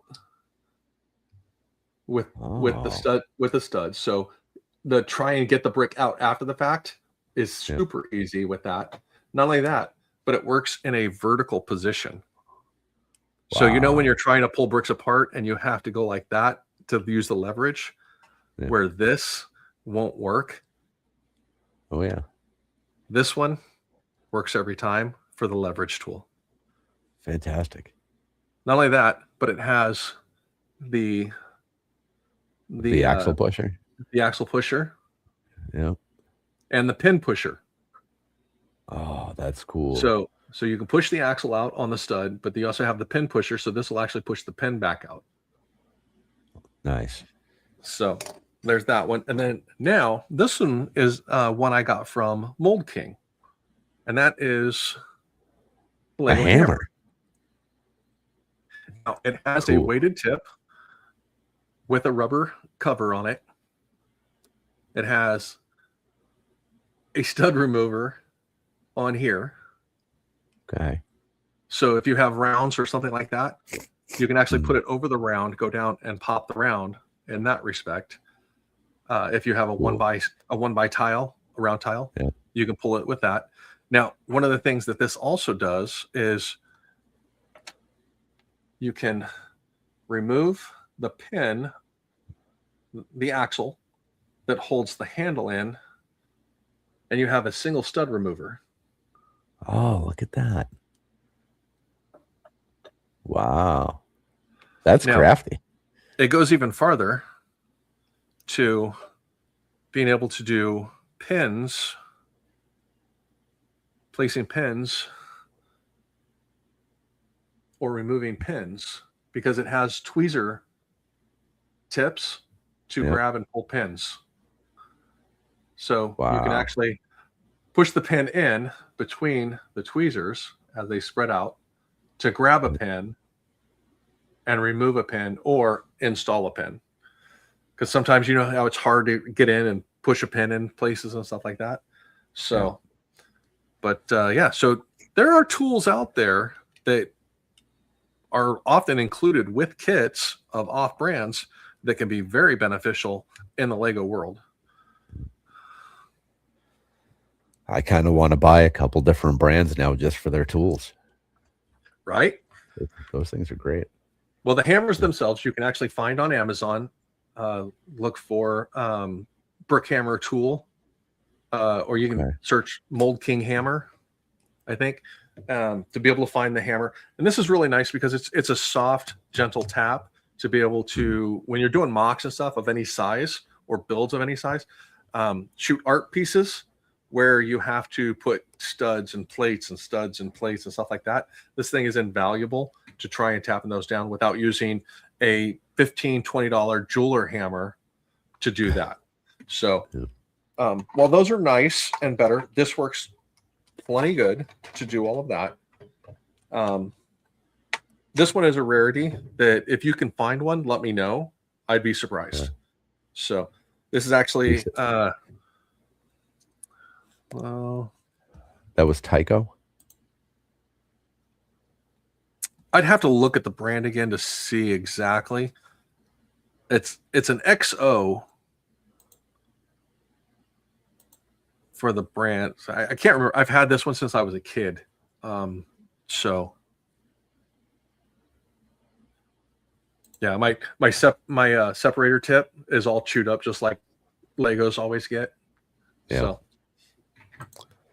but I would love for somebody to put out like an ultra thin brick separator for when you get like a 4, like, I don't know, like a 4x8 plate that's really mashed down. The brick separator won't get in there without really banging up the corners. I've got a tip for you if you want it. Smashed penny. When you go to historical sites or stuff like that, you know how you put a penny in and you do the crank to flatten a penny? Oh yeah. If you've got plate to plate, get one of those pennies. It'll separate it every time. Really? Okay. Yeah. That's good to know. The 51-cent penny. Yeah. I actually picked that up from one of the Lego Discovery Center model builders. Cool. So he's like, it's perfect for his fingers to hold on to it to separate plates, because he's like, anytime I'm doing a major build and I've got plates and it's metal, so it doesn't ding, it doesn't the plastic will deform before it, but you can get into the corner of a plate just enough because it's smushed just enough to actually get under the corner of a plate to pop the plates up. So awesome. Yeah, that's cool. All right. Yeah. And it's 51 cents, so it's cheap. Yeah. The 2 quarters and the penny. So yeah, 2 quarters to make it, and then the 1 penny to do it. So yeah. I remember being a kid and putting change on the train tracks and then hunting for it afterwards to see what it came out like. Yeah. Find it about 50% of the time, if that. Yep. Yeah, if we were real lucky. I lived close enough to the train tracks at one point that if people were to put like rocks on the tracks, you'd hear them and they would actually like shatter the siding in the back of the building. Oh yeah. Yeah. Thompsonville, Connecticut. It was a lifetime ago. Okay. Yeah. Don't ever go to that part of town. So map history, fall back on that. I'm born and raised in California. I grew up Central Valley of California. So I had all the culture and everything of California up through high school. Once I graduated high school and joined the military, I was down in Southern California for the first part of it. And then I was stationed overseas in Guam. I did 3 years in Guam for a while. And then came back and came out to the Gulf Coast. I was down in Pensacola for about a year and a half, 2 years down there. Went back out to California, and then it was up to Seattle, Washington until retirement, and then out to Arkansas, and then now up here in Chicago. So you've seen some decent climate shifts in between there too. I have. Wow. Yeah, I spent about 8 months down in Philly for a school back when I first joined. So yeah, it was well back when they still had a Navy yard there that was active Navy. So yeah, 93, 94. How does that work? Doesn't Navy require water? Well, they come up the inlet, and then it was just we had a reserve fleet there and schools. So yeah, you come in Philly right there, and you come up the waterway to it, and then you'd be right there in the harbor area. So, but yeah, we were literally right there next to the stadium. Oftentimes I'd sit in the barracks, and my barracks room faced the stadium, which was all of maybe a half mile from us. So I'd open the windows, and I could listen to the game through the announcing system in the stadium. And I could have I had a little tiny black and white TV back when they were the big tube tiny TVs, and I had that there, and I'd turn it on so I could watch the game and actually listen to the game from my barracks room. That was kind of cool. Nice. That's yeah, that's one of those things that in your youth it's entertaining. Yeah. And then later in life it's like, oh, I don't know how anybody deals with that. Oh, for sure. Yeah. Yeah, listening to the games and stuff like that, and I'm like, how could people live in Philly right around the stadium and stuff like that? And during game season, every weekend, traffic's terrible. You can't go anywhere. Yeah. The sound of the stadium, people walking up and down the streets, going back and forth to the stadiums and all that. So, but yeah, so yeah, they put stadiums in some odd places around the country. It's like I went to a Red Sox game while I was out in Boston, and I rode the train. Yep. And oh my God, trying to get on and off the train and stuff like that. Yeah, it was terrible. It was Did it break down on you? No, it was late enough in the evening that they had already all the ones that were going to break down had broke down already. So yeah, so we were waiting on a backup train already, but yeah, it was. I forget what it was. 2 years ago, maybe. I'm trying to think where we are in the election cycle. So yeah, I think it was 2 years ago. They put a whatever the term is, the public transportation safety director, I think is the official title there. Okay. But they brought somebody in new to kind of like run the T and take care of safety and whatever. Yeah, yeah. So they go and they're like, oh yeah, things aren't as bad as people think. It's uptime is at like 72% or something abysmal. Like, oh, so we're gonna go and we're gonna make all these fixes, blah blah blah, whatever. And a couple of months later, they go and they do some press time, and they put the safety director and the mayor and whatever else. I think it was on the Orange Line. Okay. And while they were recording the like the press briefing kind of thing, the train broke down. What an embarrassment! Oh, yeah. And that's perfect example of how things work here. But it's like it had to happen.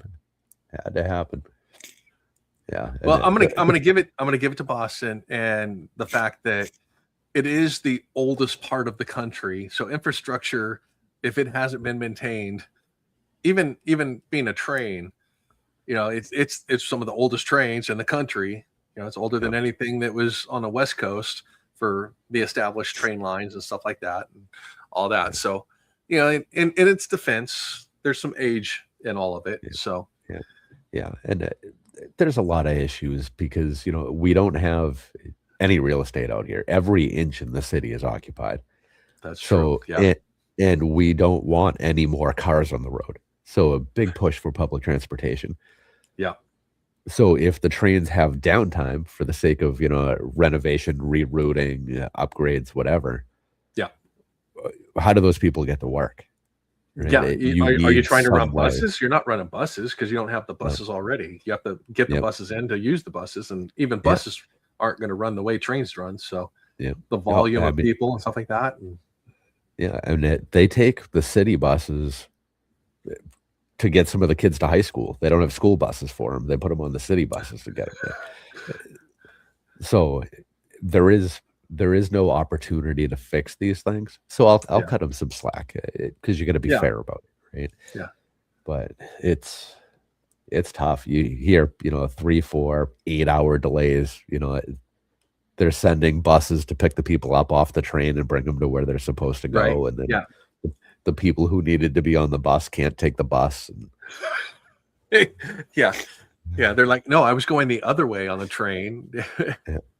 The buses So are, then oh, we're going to pick you up and take you 3 stops to where you were actually trying to go. But yeah.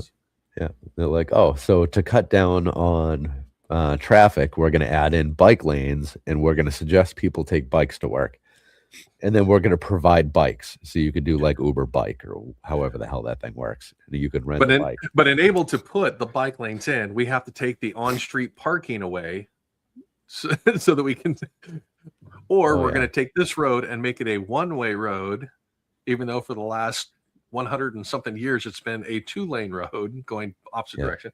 Yeah, no, it's big city infrastructures are always a pain. Yep. So, but it's exciting. Yeah. Well, I got Chicago up here, so it's we deal with it too, and the L that we got is just as bad, and they actually just made a new law this year for January to take effect that's going to raise taxes on tollways just to support the trains in Chicago. So even if you're anywhere else in Chicago or anywhere else in Illinois on a tollway, the money from that is going to go into the transit authority to be able to supplement the train system. So, yeah. Yeah, those things drive me crazy because, you're in a big state, right? So there are plenty of people who are going to be paying what is essentially a tax, right? A toll is a tax. Yeah. To fix something that they're never going to take advantage of. They're never ever going to use those trains. Yeah, that's a fact. Yeah, that's tough. I can say I've rode the train once, and that was back in 1993, 94, after boot camp. Before I was even a resident of the state, I was still a California resident in 94. So, but yeah, it's the reality of people not riding the train because they live in Southern Illinois next to St. Louis, where they're paying for Chicago. Yeah, it's tough. That's for brighter minds than mine. I don't know what the right solution is there. Maybe just charge the people who are using it more. I don't know. Like, that's probably not necessarily the best thing either. But I don't know. I hate the idea of anyone under basically any circumstance paying for things that don't impact them in their day-to-day life. Oh, for sure. Yeah. That's what charity's for, right? Yeah. Charitable contributions, I'm all for those. I heavily promote them. Everybody should give whatever they can to help everybody out. But that's different than taxes, right? Now, speaking of travel or location, what is your plan for Lego shows or events or stuff coming up for this year? All we have on the books is Brick World Chicago for this year. Awesome. Yeah. We're hopefully going to move to 2 shows next year. Okay. We'll see what happens. I think the girls will be at a better age next year. Okay. My youngest is 4 right now. I want to give her a little bit more time. Well, I knew they were young. I wasn't sure if they would come with you or how that would work, but yeah. no, this Brick World this year. My wife and I we'll go for the whole week. Oh, cool. We're Okay. doing Monday to Sunday. Nice. Yeah, so it's a good vacation for us too. So that'll be cool. Yeah, we're at the point right now where we're starting to work on the details of who's coming, when they're coming, what's happening, and by who I'm saying business or presenters or those types of things, so that we can get the schedule out soon for Brickworld Chicago. Yeah, I'm so excited. Right? Oh, I know. yeah, it's maybe while I'm trying to slow down before I fall asleep tonight, I got to order my brick badge. There you go. Yeah. Do that. I'm trying to find my link so I can get in there and actually order mine. So, who was it? Brightest Witch Bricks. In Yeah. her story, she actually like gave all of the steps to how to make it happen in her story today. I appreciated that. Yeah. Because I knew I was going to have to fumble with it. So I still do. I've been doing it for years. I still fumble with it and change over to Steve, event manager and stuff like that. We're in the process of trying to get our own app on the books and functional. So you can literally just go to the Brickworld website and click on the app from there, and it'll be a link for each of the shows that we do, because we do Brickworld Chicago, and then we have 3 other expos that we do. We've got Grand Rapids, Fort Wayne, Indiana, and Indianapolis as our 3 main expos. Indianapolis is coming up here in March that we'll be going down and doing here soon. So it's awesome. I wish they were closer. That's a hike, because for a weekend, a small thing. Yeah, small, right? I mean, they're still a good size. I would feel the need to bring the kids. That's a lot of travel for 4 of us for 2 Oh, nights, yeah. you know? To get, well, the closest one for you would be probably Grand Rapids or Fort Wayne, probably Fort Wayne. And that's still going to be at least an 8-hour drive, if not more, to get to Fort Wayne, Indiana. So, yeah, that's a hike. I mean, I think Philly is the closest one that happens these days.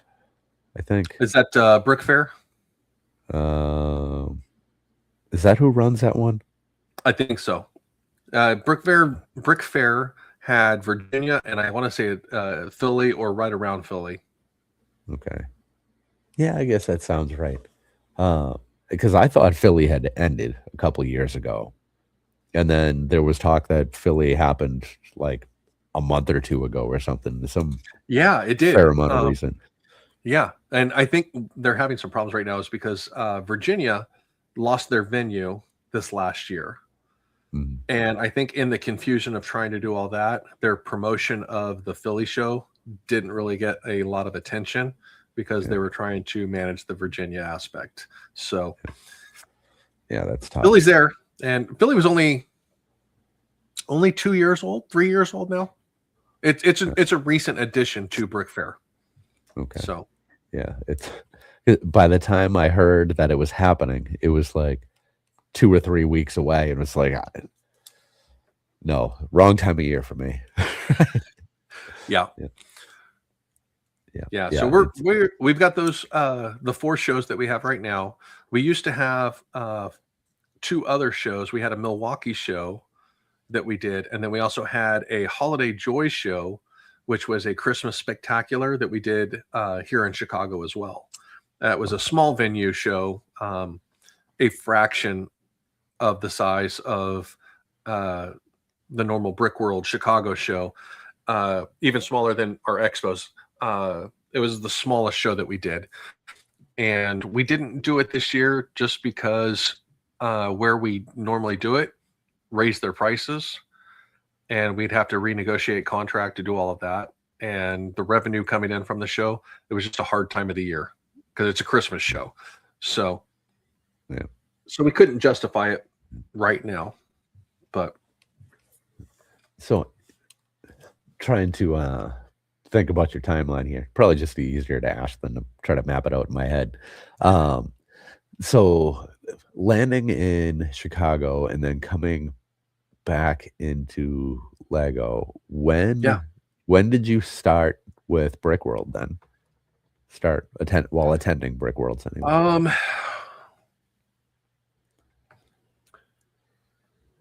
Landing back in Chicago is probably about a year and a half, 2 years of being up Okay. in the Chicagoland area. First year, I actually didn't even attend Chicago that year. I actually went up and attended Milwaukee as my first show, which was an expo show. Huh. And it wasn't actually that I made contact with Brick World or anything like that. I actually found the show circuit from being in a lug, being on Okay. TikTok, YouTube, Instagram. I got approached by a friend that said, "Hey, I've seen what you build and how you build and stuff like that. You would be a good addition in our lug." And I was like, "Okay, tell me a little bit about it," because I wasn't familiar with what a lug was at that point.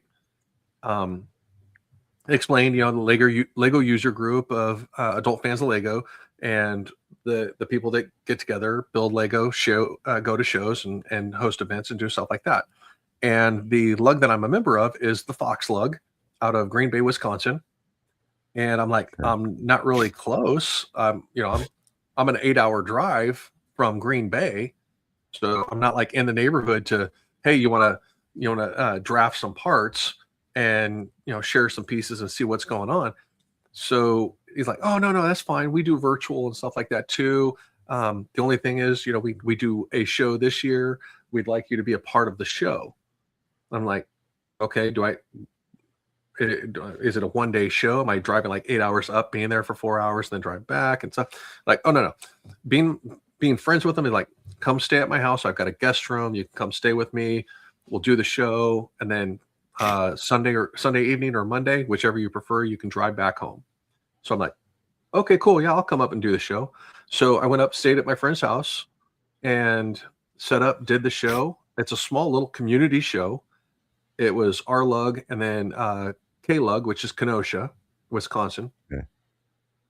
And it's in a community center where they pretty much give us the community center and say, hey, do the show. They charge $1 admission.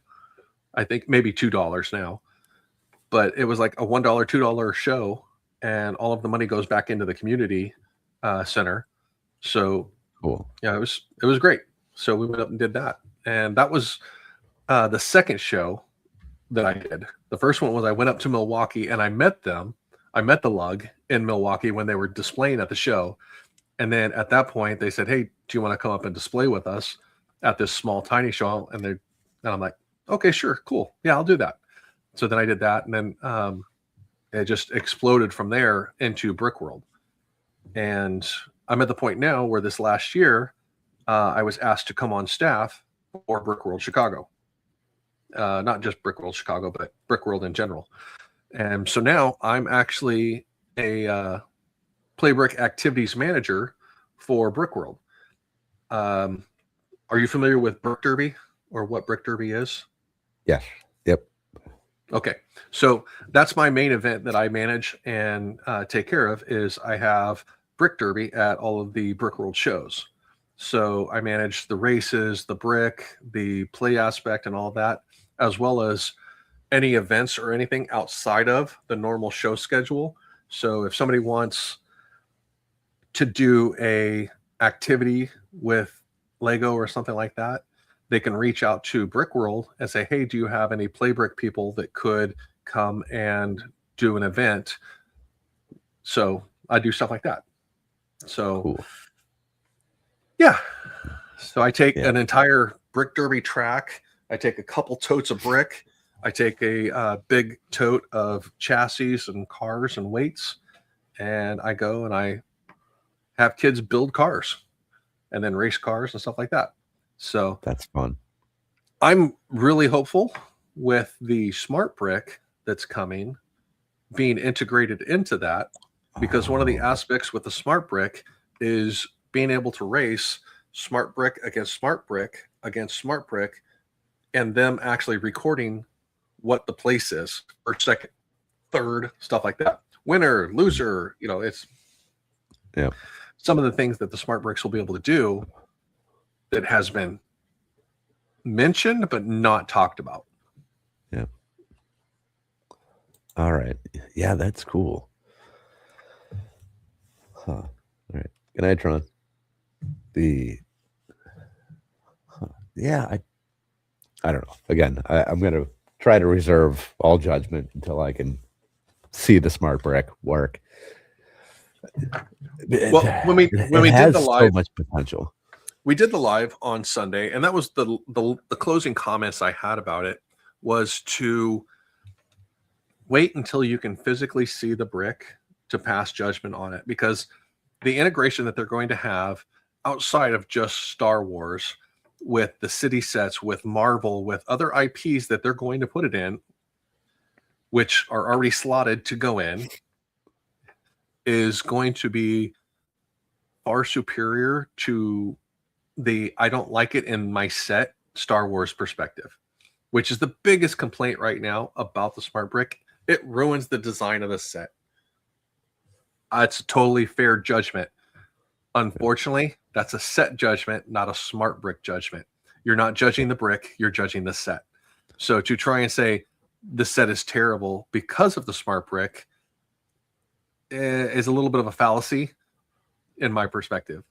Because, yeah, it complicates the build of it, but you don't like it because it doesn't look like the right X-Wing.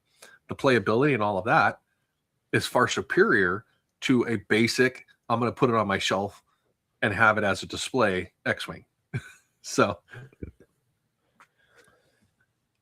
Well, I can see the argument, though, that there's only so many slots for Star Wars every year. Oh, if a bunch of them are being taken up by the smart brick, then there's less opportunity to get the ones that they're looking for. However, if you look at the list of leaks or whatever for this year, everyone bitched about the smart brick, and then they saw the next list of leaks, and they're like, "Holy shit, this list is amazing!" It's like, okay, well, settle down, guys. Yeah. You're still going to have your fun too. The number of sets that are going to be available or allowed for an IP to release is actually going to be bumped a couple because of the smart bricks. Lego has taken and said, we're going to allocate X number of sets in all of the sets. Different IPs will get X number of sets. This IP will get this X number of sets. So they will be slightly outside of the normal how many set requirement is allowed per IP. Okay. So to say, okay, Star Wars gets, let's say, 22 sets for the year of poly bags up to UCS sets, and 4 of those are going to be smart brick sets. They may bump that and add 2 extra to that, making it 24 sets instead of 22 sets. So it doesn't necessarily hit that allocation quite the same, because the Lego IP with the smart brick trying to be integrated into it. So there may be some leeway with the number of sets. So I don't think it's going to affect it. Come June, perspectives are going to be completely different. There will be a 180 on the smart brick. Star Wars still won't like them. Any Star Wars fan is going to say, screw that, get it out of my IP. I guarantee that. And that was a poor choice. That's kind of like putting a GWP with the Pokemon set in pre-order. Yep. Bad choice, but they sold out. That's what their goal was. Yeah, so it'll be back. I'm fully convinced that GWP will be back on the 27th, February 27th. Yeah. Oh yeah. So, but actually, I was messaging Lego day before yesterday, and I told them, I said, hey, at least we need to get a couple more teasers out for the city sets to draw some of the attention away from the Star Wars hate that everything's getting. I said, put it back on the non-IP as a example. And they actually had a video that they released yesterday, I think, an advertisement video on the Smart Brick. You can find it on their IG, on their, I don't know if it's on the actual Lego page or not, but it was a smart play advertisement that was out there with some of the city sets, or not city sets, but creator sets, I think, of the play stuff. And so there's more information that's going to be coming that can show the capabilities outside of, well, it doesn't even say the right lines. It doesn't, R2 makes the right beeps, but Luke doesn't say the right lines. It's all digitized. Yeah, there's a reason why, and that's because it's an international set. And if you try to translate it every single country, you've now expanded the cost for writing software and everything to do all of that. Where if you give a mumbled Charlie Brown sound wave with it, it's universal, and now it goes as long as it's close to, you can identify that it sounds like something, a sound you would hear from him. Okay, R2, something like that. But so I wonder about that. So now that makes perfect sense in regards to Star Wars, right? Yeah. Thinking Disney though. Yeah. Because I've heard that a lot of people learn English watching Disney. True. Like specifically, Disney songs. So if you were to have like a Friends Frozen set or something, could you have Elsa sing "Let It Go" when you stick her on the music box or whatever? No, it'll be a sound. It'll be a music wave instead of a verbal. So it'll be it won't be the words. It's like but just you. Yeah. Okay, but you'd still recognize the song well enough. Exactly. Yeah. So the tune will still follow the flow of the music. So you'll place the words with the song when you hear the tune. Gotcha. All right. No, because even with the Disney songs, if you listen to it in translation, the tune will still say the same, but the language will be slightly different for how it portrays the words or the verbiage for the grammar of it. So when you get an IP, like you sign a license, Lego with Star Wars, Disney, whatever there, do they only have to sign up with, so let me try to word this better. Okay, so they go and they do a Star Wars set. Yeah. They can just use whatever characters they want because it's the visual representation of the character, not the actor, right? So like Star Wars owns Luke Skywalker. They don't own Mark Hamill. Mark Hamill, right? Correct. Yeah. They're not making a Mark Hamill minifigure. They're making Luke Skywalker. Correct. Yeah. And with that is, if you took the Luke Skywalker figure and as the farm boy Luke, that is Mark Hamill. If you take the head and the hair off and you put him in a sweatshirt and pants, that's Mark Hamill. Yeah. So, but it's not a registered Mark Hamill figure. It is a Luke Skywalker head, a character head on a different torso. So it may all be certified Lego parts that were in this set or something like that. So unless it is a unique print specific to a signature of Mark Hamill, then it's not a registered infringement on Mark Hamill's rights. Okay. Yeah. So kind of what I'm thinking here is, well, in this example, Disney doesn't have to pay Lego doesn't have to pay Mark Hamill as long as they put Luke Skywalker on the box. If they put Mark Hamill, that's separate. Correct. That's a separate license, right? Yeah. Does that also apply to songs? Like if they were to actually use, say, the American vocalist for any of these songs, Are those vocals owned by Disney, or is the vocals Yeah. owned by okay. Yeah, well, under the IP, any music that was contracted or conducted for any of the Star Wars films or Disney films or stuff like that, those are all registered under Disney Entertainment for their uses and their purposes. So they Okay. license those rights to that IP, then those will be associated, but those are going to be in the contract and in the guidelines. Because with Star Wars and Lucasfilms, specifically in their IP rights, they will say that you can only produce these vehicles. You can't produce vehicles outside of this scope because we don't want those vehicles. Those vehicles have already been allocated for Hasbro products through an IP with Hasbro. So Okay. you get these vehicles, Hasbro gets these vehicles. There may be some crossover on some of those vehicles, but for the most part, it'll be in the contract saying these are the set guidelines of what can be produced under this IP rights. Okay. I never thought about the impact of other brands. That makes a lot of sense. Okay, so if Hasbro's got a big line of, I don't know, whatever, Jedi Well, Starfighters this year, the then it's a the lot three and less three quarter likely.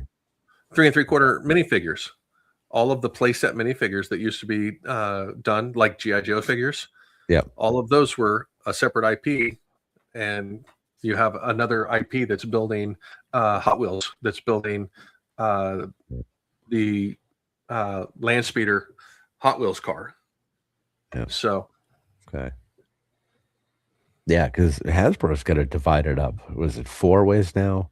They got retro collection, it was a vintage collection, Black Series, and I want to say there's a 4th one. I don't remember yeah, what it is there. but yeah, and that's the Oh, thing they too is under a company like Hasbro, they would have to have an IP right for each of those lines because Disney and Lucasfilm will say, okay, well, this is not acceptable on this line. This is acceptable on this line because this line is characters. This one is ships. This one over here is play sets. So each one of those IPs are gonna fluctuate on what their terms of use are going to say. man, you imagine what the bill is for that legal department. Well paid. That's all you got to say. Yeah. Well paid. So yeah. Yeah. Which is why there's a Star Wars tax, right?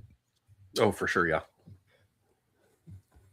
Somebody posted today a price comparison with the whatever it is, the 3 or 4 Pokemon sets we know about. Yeah. Comparing the same price sets in Star Wars and piece counts. Pokemon is not that expensive when you compare it to Star Wars. It's just unbelievable. That's very true, but you have to factor in that it's still IP tax. Oh yeah, for sure. Yeah. I want to see them do the same thing, but compare it to Lego internal IPs, to Ninjago sets of the same part count, of the same piece count, to Pirates or or any other series, a modular of the same part count. I would like people to just ignore that part and not bring it to Lego's attention because I really appreciate the price of Ninjago sets. I'm very happy with them. It's definitely my top 2 or 3 themes, I think. I mean, Ninjago makes perfect sense to me. Okay. Like as a consumer. Yeah. Like it's the price point is great just in general. The quality of the builds is pretty good. You always get like that odd one here and there that's just kind of terrible, but that's fine. The minifigure selection is solid. Like the quantity for your price is very good. Speaking of the new product line that's coming out with their 15th anniversary sets and stuff like that, the new see, I'm not big into Ninjago, but the new town one, the big one that they just came out with, that's the modular.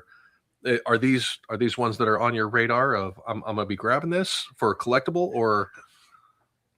So the town one's tough for me because you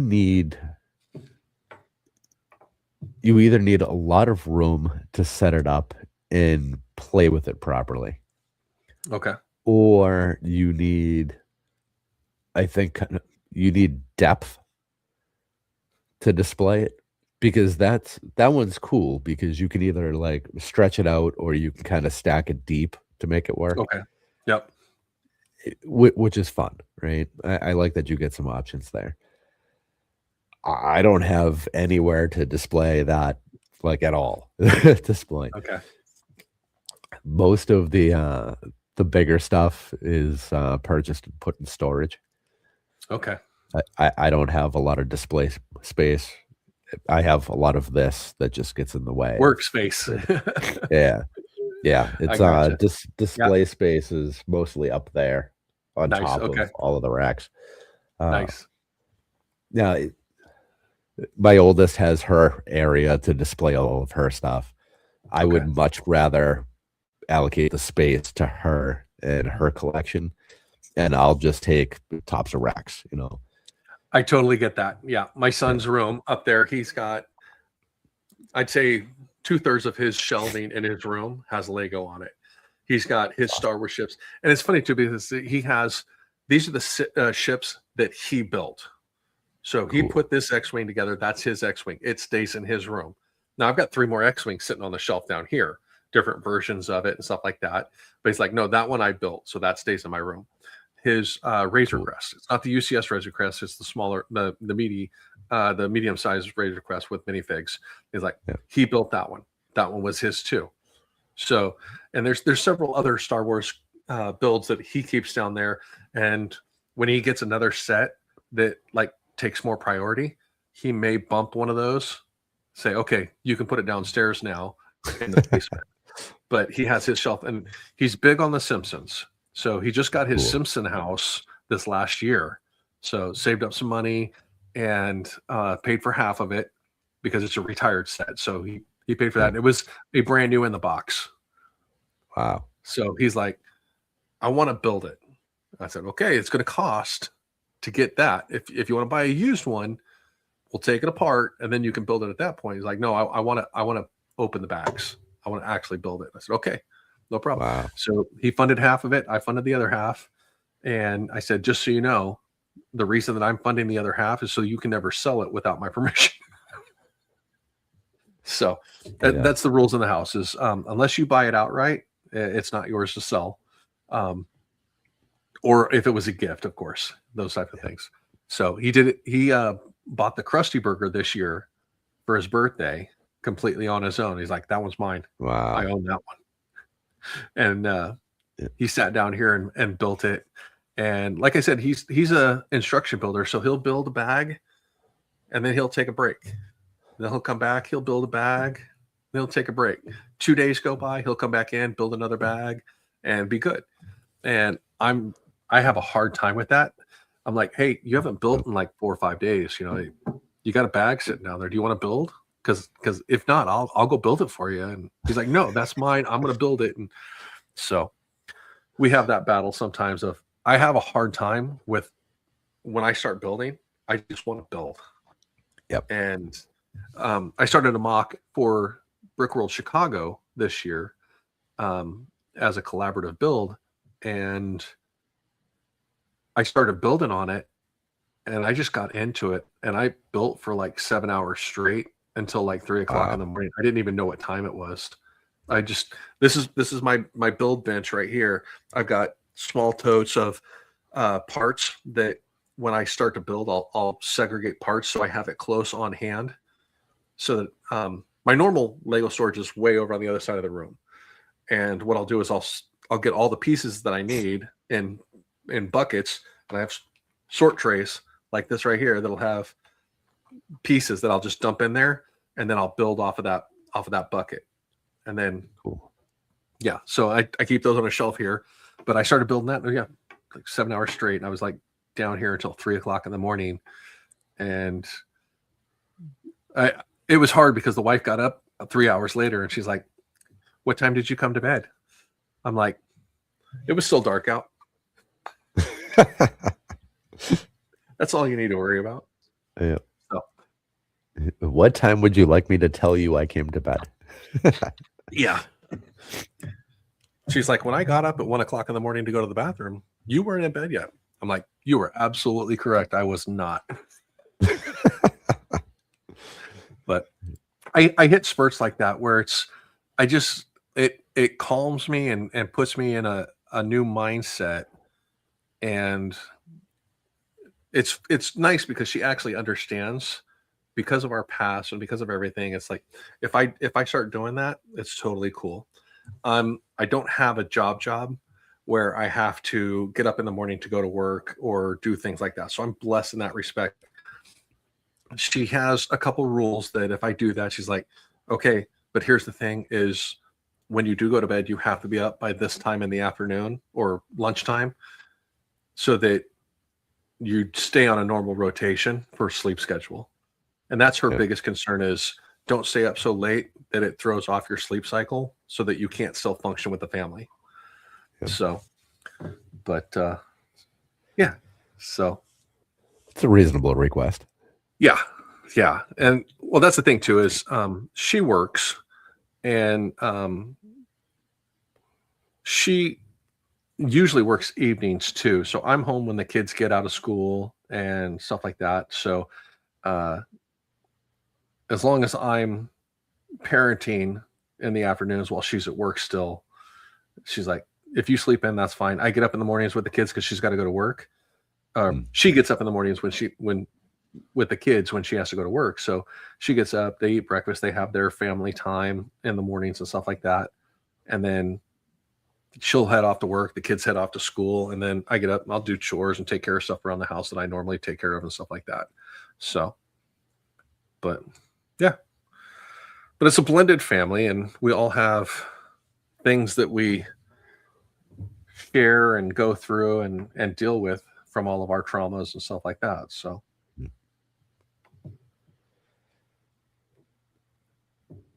Is there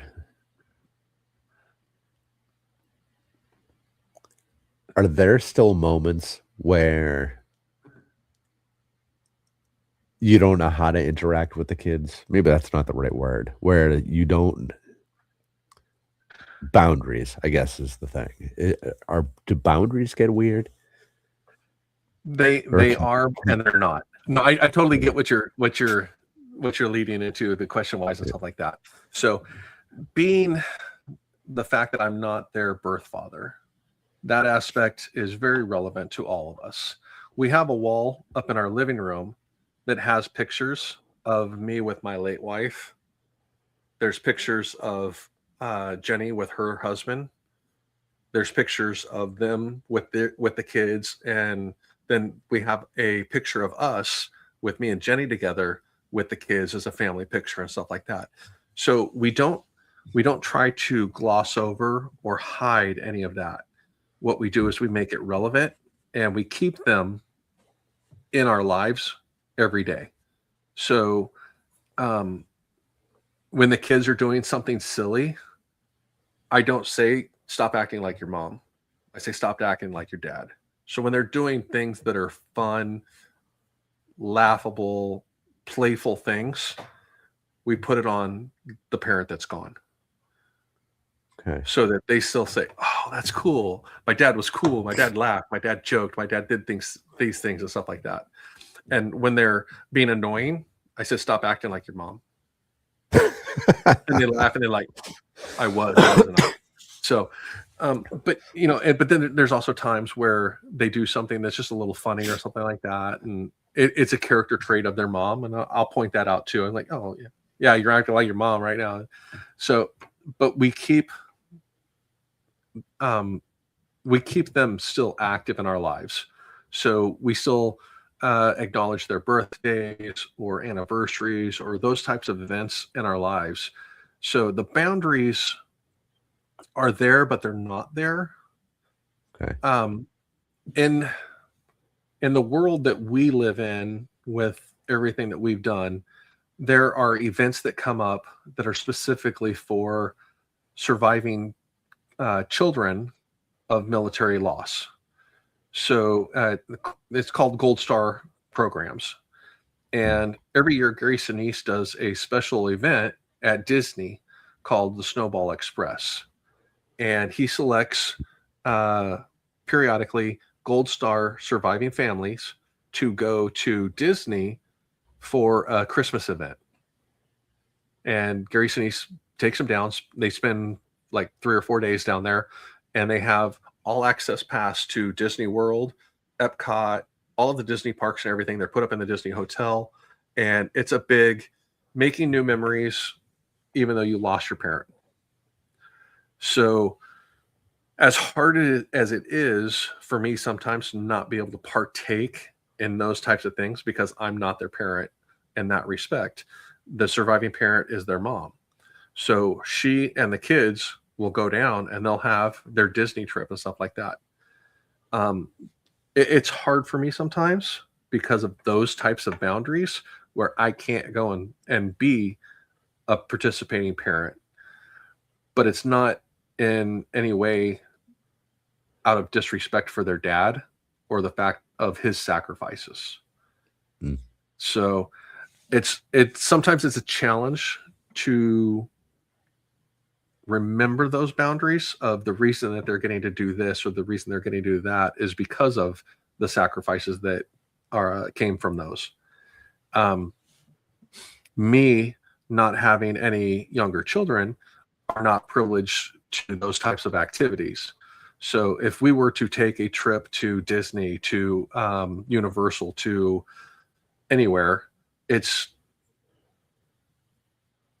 unfortunate and true that we are just like every other family at that point where we're paying to do that. So any special recognition for the lost people doesn't happen. So it's difficult for me in that respect to have an event where I can pay tribute to my late wife because we don't have any kids together, any kids that are of that age or anything like that. So there's a little bit of a divide in that respect, but it really falls hard on me to make sure that I stay accountable to myself for why they're there and to acknowledge that without coming down like, wish I could go. You know, it's an advantage and a blessing for them to be able to do it even to begin with. Now, in the parenting side of things, in daily life, I wouldn't say there are really any boundaries. I'm lucky in the respect that I knew who their dad was. I knew him when he was 18, 19, 20 years old. So at times watching his son behave the way he did when he was 18, 19 years old is a warm spot for me remembering his dad. So it keeps him relevant to me as well when I see him do things that his dad used to do. And I'm also in a unique position where I can actually tell stories to not only the kids, but to Jenny about things that he used to do when he was 18, 19 years old, because she didn't know him when he was young, when he was that age. I did. So I knew their dad before, or her husband, before he was relevant to them. So I can talk about stupid things that he would do that were not stupid, but immature things that an 18, 19-year-old kid as a young adult doesn't think about. You know, so being able to share those types of stories are fun for me in that respect. And it breaks down a lot of those barriers or those walls of the standoffishness between me being the bonus dad versus the late dad. So I don't know how well that answered your question, but it's the same for Emmy also, with one exception. And that's the fact that she was so young when her dad passed away. She has very few memories of him. So in order to help foster that, I have to give her those memories of him that she didn't get the chance to make because she was only about 6 months old. Wow. Maybe 8 months old when he passed away. So she was still in diapers, and at those ages, she doesn't have memory forms of her dad or stuff like that. So she has to recall off of pictures to make those memories. So she doesn't have physical memories of that. So to her, I'm dad. I am the dad. So sorry. Talking with my hands. But I get to, for lack of better terms, be both dads by sharing the memories of him to her. So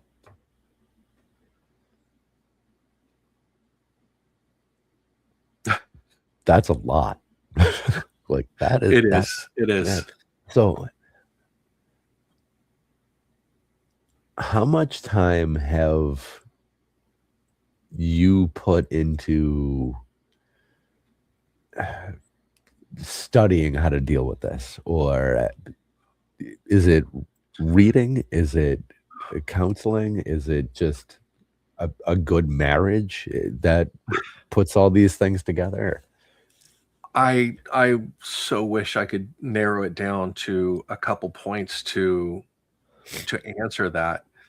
One, I'm not a big reader because I'm dyslexic.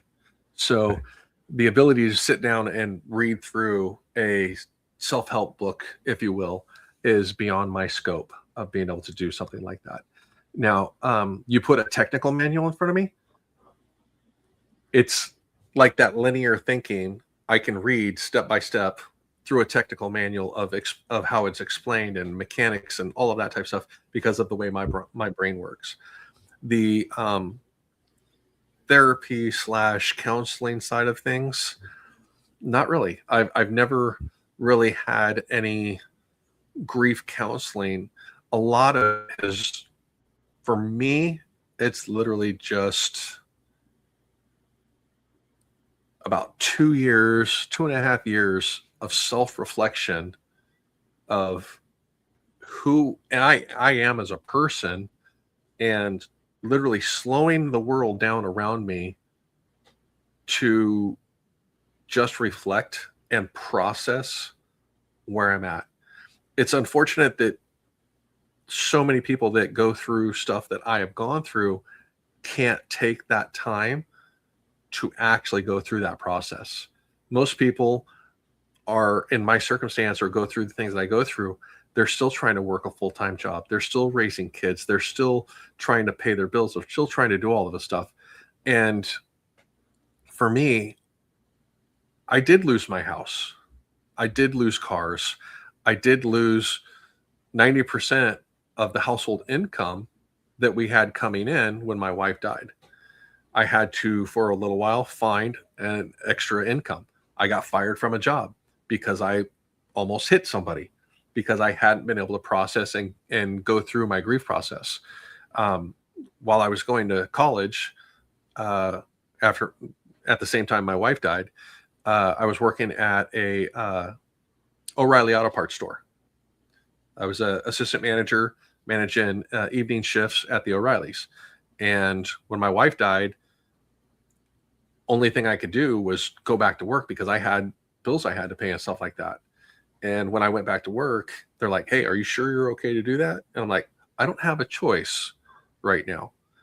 And because my mindset was, I got to save my house, I got to save my car, I got to make money so I can pay these things off and stuff like that. And a customer came in and was asking for something. I don't even remember half of it now, other than they were asking for something, and I just snapped at them.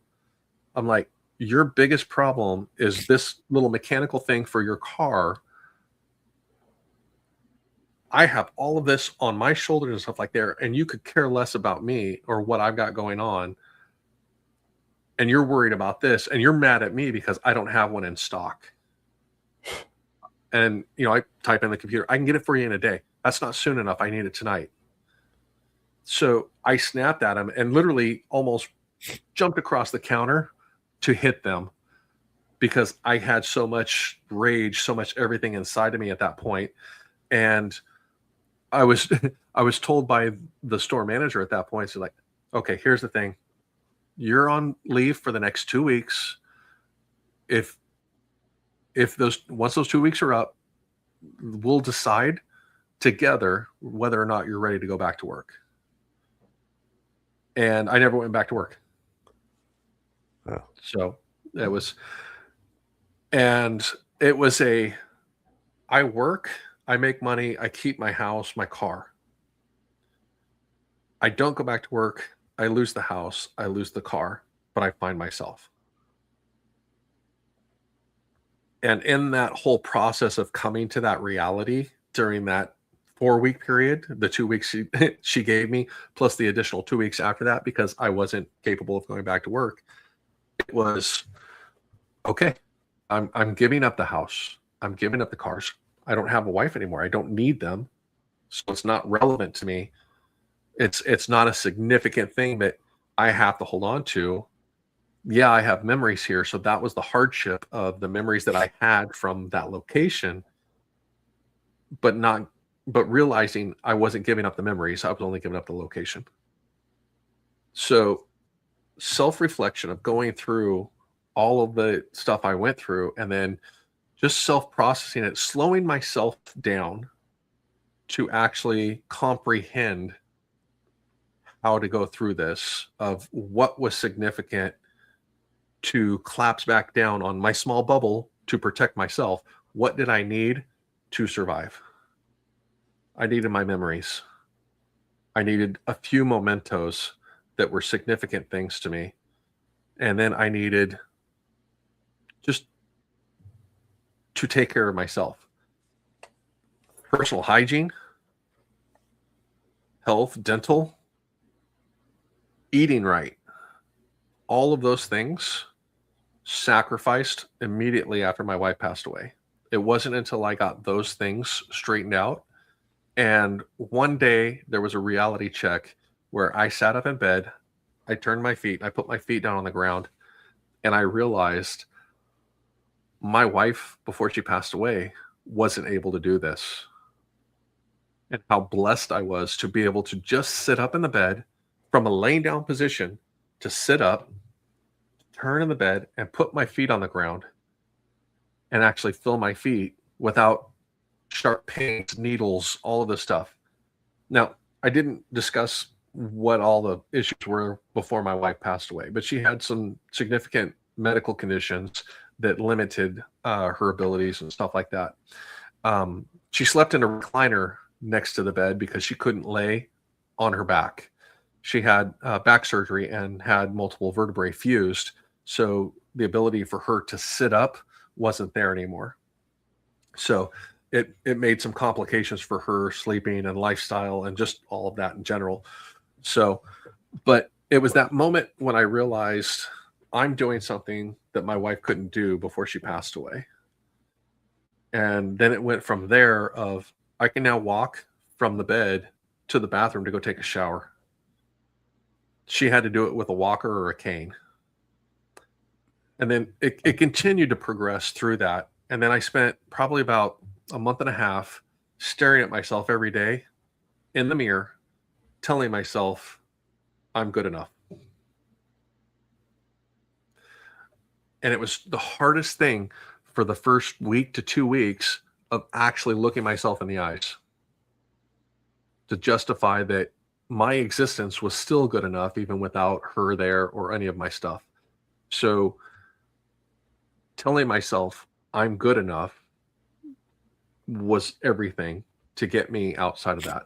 But yeah, making those steps from I can do something that I don't know how many people in the world can't do. Sit up from a laying position and put their feet on the ground next to the bed. That was the epiphany for me of I can do this. I can move forward from this. Now, I won't tell you how many days I spent walking up and down the Old Town district where I lived, and stopping every now and then and sitting on a park bench and just sitting there and watching people walk by, oblivious to the world around them. I would literally sit there, smell the magnolia trees that were around me and the bushes and stuff like that, and watch people walk by, faces in their phones, jabbering back and forth to each other, not paying any attention to anything else in the world because people are so in their bubbles nowadays. So yeah, so just finding myself again after that. And so, like I said, I wish I could say there was like a book or something that I read that was just out there, but more it was stopping and listening to my body, my mind, and my soul and my heart tell me, breathe for a minute, take a deep breath, be alone for a minute, and find reality again of what is important in life.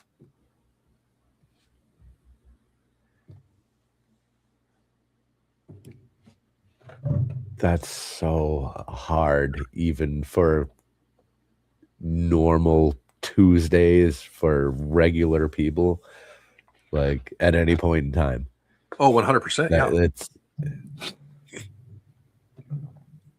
God. And like honestly, Verizon had a problem today. I don't know if you experienced that. I or did. Heard about Yeah, it. I'm a Verizon customer too. So yeah. Ruined my day. Ruined my day. And it's like something as simple as that screws up the whole day. And it's like, man, is that really a problem? That is not. It's funny that you mentioned that because today I get up and I have my house that's still down in Arkansas where I live and stuff, and I still have it. I still go down there periodically and stuff like that. We take vacations and go down there and stuff. And today I got up and I'm like, okay, it's middle of the month. I need to pay my water bill down there. So I grabbed my phone and I went to dial out to call the water department down there so that I could pay my water bill. And I'm like, oh, phone's not working. That's interesting. So I messaged the wife. I said, hey, anybody else having any problems with their Verizon phone? We're at work with you? Because I still have Wi-Fi. So I use the Wi-Fi and I messaged her. I said, hey, anybody else having problems with their Verizon phone? She's like, somebody said they had some problems earlier, but I don't think so. I said, okay. Guess I can't pay the water bill today. I'll do it tomorrow. And that was the reality of, okay, I'll do it tomorrow. It wasn't so I waited till the last moment to do something so I didn't have to worry about it. But yeah, that was my stress for the day. Oh man, Verizon's not working. Okay, no problem. So, and then I still have stuff I have to do today, and I put the phone on the charger. I said, well, battery will be charged. So that's such a great attitude about that. Yeah, it's I lived with the phone, lived without a phone when I was a kid. I can live with the phone without a phone right now. I've got a phone that I can plug into the house line if need be, because we have internet box and stuff like that. So I could call out if there's an emergency. Shoot, I think cell phones were still working for emergency use and stuff like that. So I wasn't stressed about that. But I'm like, cool. No spam calls today. Nice. Yeah. Nobody's calling me asking for a donation for their campaign funds. Nobody's calling me to tell me I can get life insurance. Yeah. Man, when service came back, the number of notifications, I had to mute my phone. I was so mad. Really? Well, I run two businesses, and most of it goes through my phone. Okay.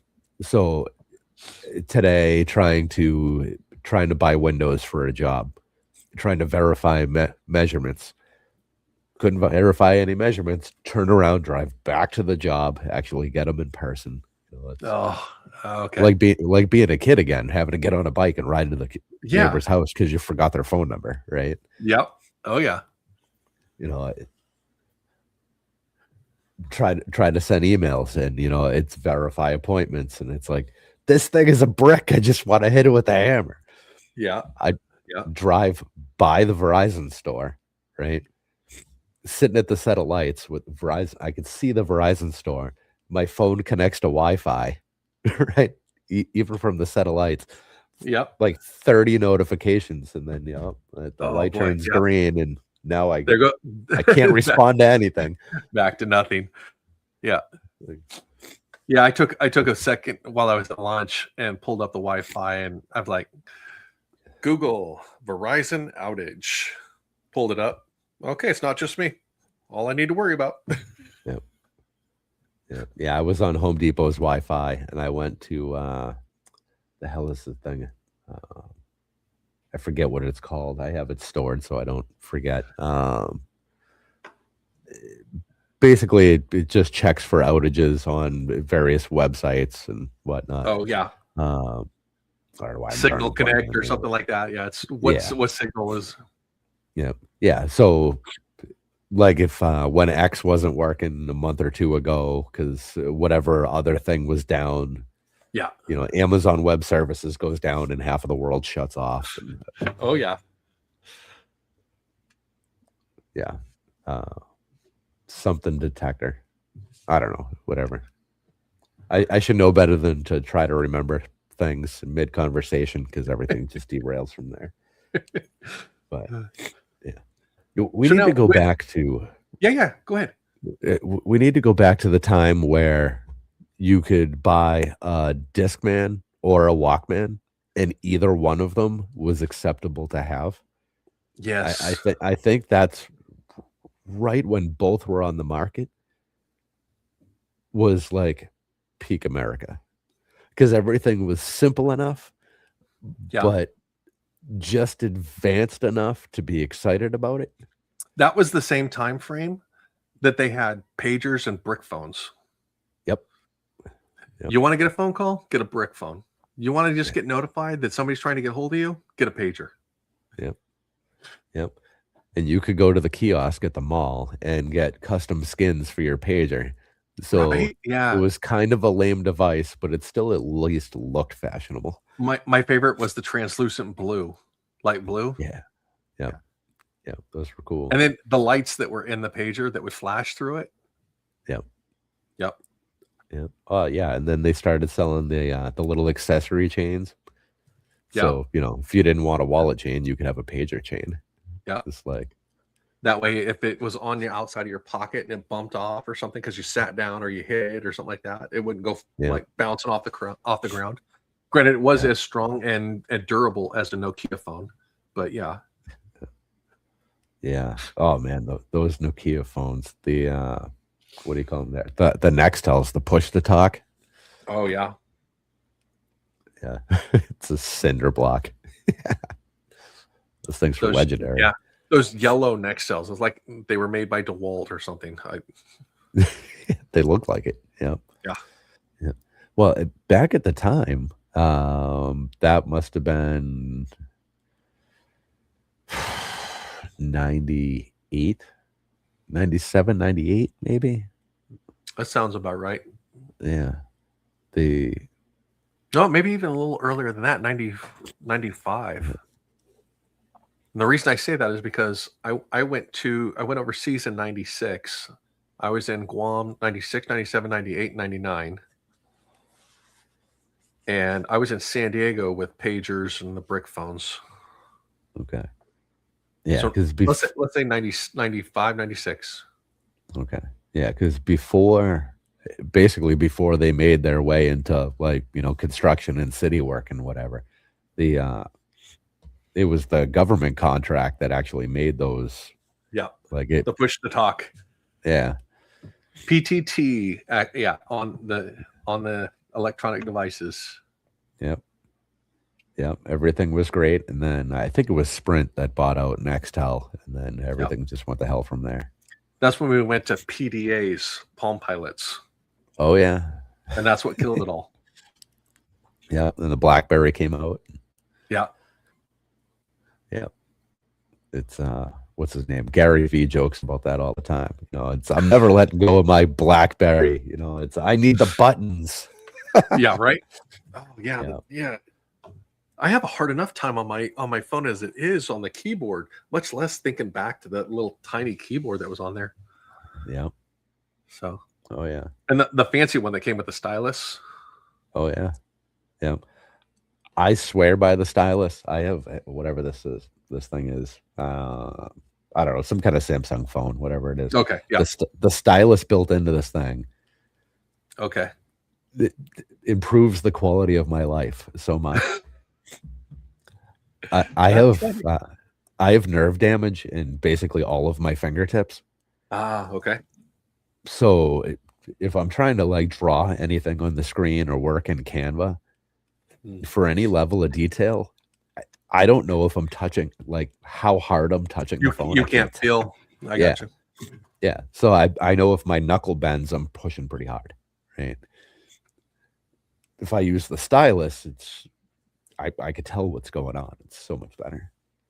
Now, have you always done construction or?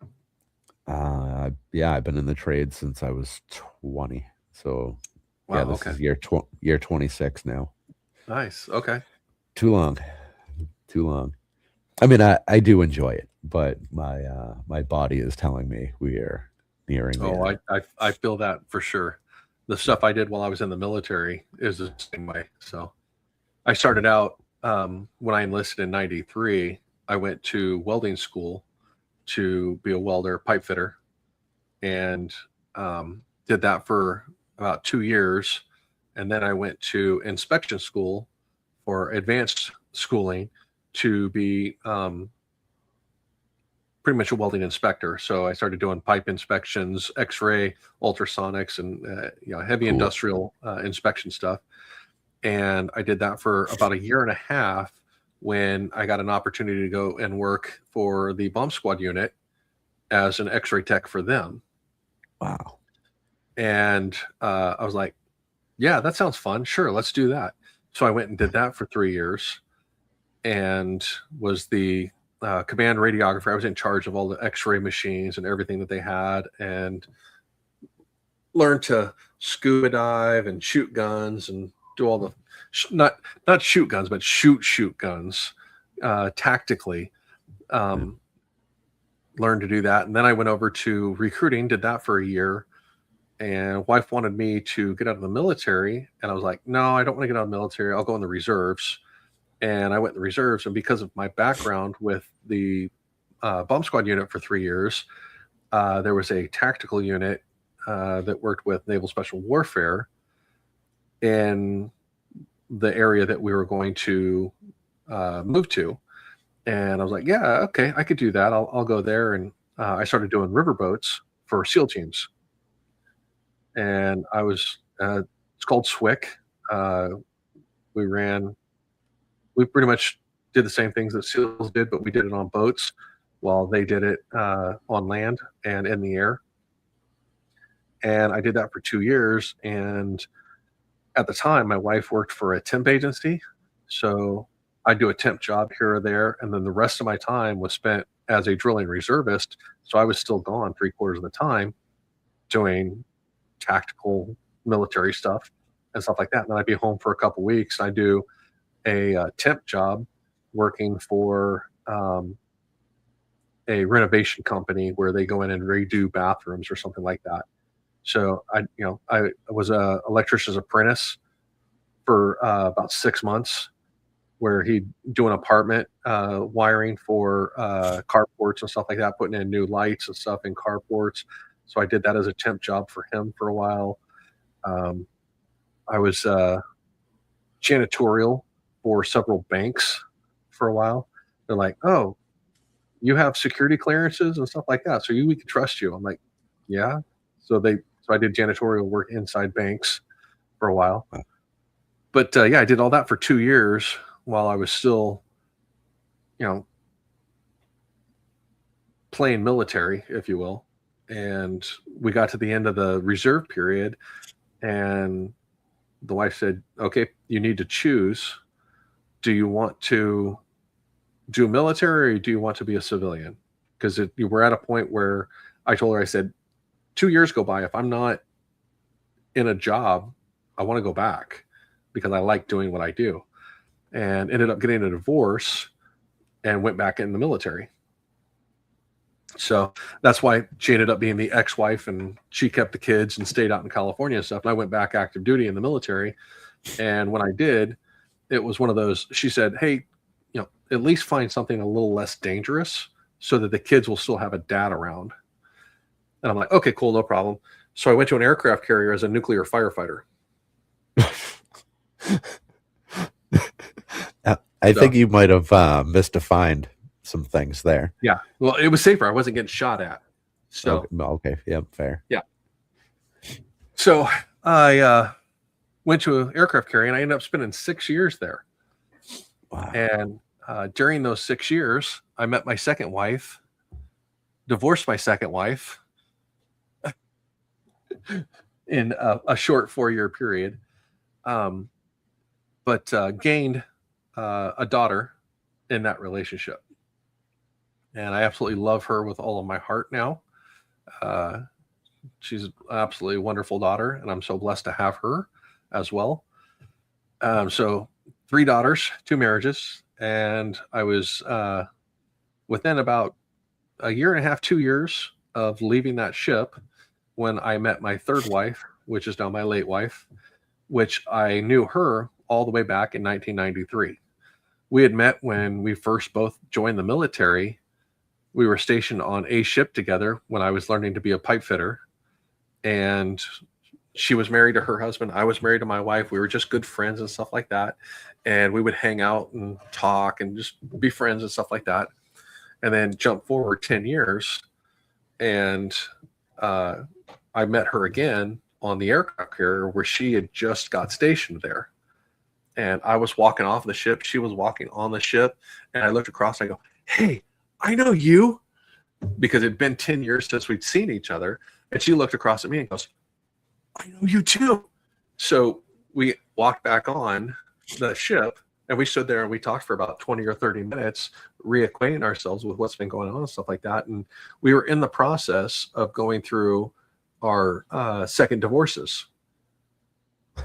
So we just started talking and rekindled our friendship from way back in 93, 10 years ago, and just started being friends and talking and having fun, talking about, oh, you'll never guess what my ex is doing right now. She's trying to do this. And she's like, oh, that's nothing. Mine's doing this. And I go, oh, ooh, okay, you win on that one. And we went back and forth like that through the whole time that we were getting our divorces. And we ended up legally separated from our spouses while we were going through the divorces and stuff like that. And we just spent so much time hanging out together and laughing at the stupid stuff that was going on through our divorces that we started bonding more, and we actually started dating. And it was a very quick romance relationship. And we ended up making a bet that $1 whose divorce would go through first. And I bet her $1 mine would go through first. She bet me $1 that hers would go through first. We filed on the same day. Neither of us knew that. So she filed in one county in the morning. I filed in another county in the afternoon on the same day. So it was a big joke about who's going to actually file first. And I proposed to her, and we ended up getting married just shortly after our divorce is finalized. We didn't tell each other which one finalized first until our wedding day. And I paid out on our wedding day to her because hers finalized one day before mine. Wow. So, yeah, we were standing there doing our vows, and part of the vows was, and because of an agreement I made, here is your $1. So part of our wedding ceremony was paying her the $1 for actually winning the bet on that. So, but it was one of those relationships where it was just right. And it was one of those things you could tell that it was just a right relationship. And we got married, and we were married for just over 10 years when she passed away. Wow. So it was actually 2 weeks after our 10th year anniversary when she passed away. So, but a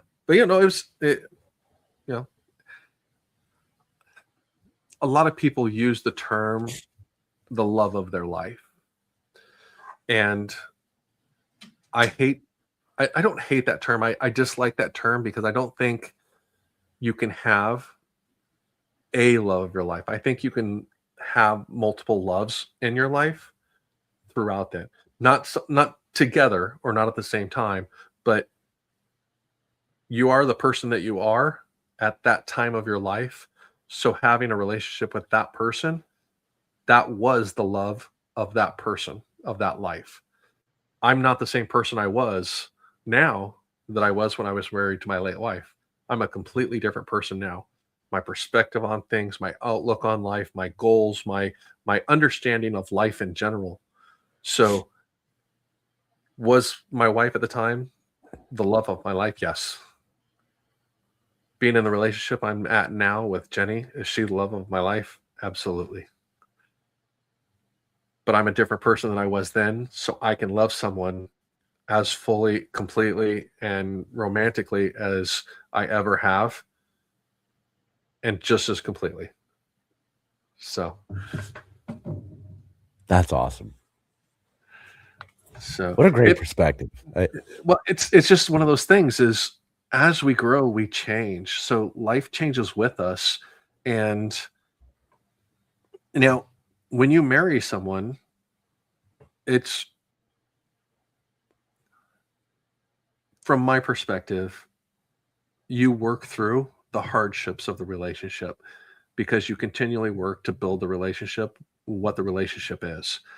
It's not oh, I don't like you today. We're done. Well, I don't like you today. It's totally okay for me not to like you today. We'll have a relationship again tomorrow. I'll like you then maybe. That's just a relationship. That's life of if I loved you every single day of the life, you would just be me. And I can't have two of me. The world's not prepared for that.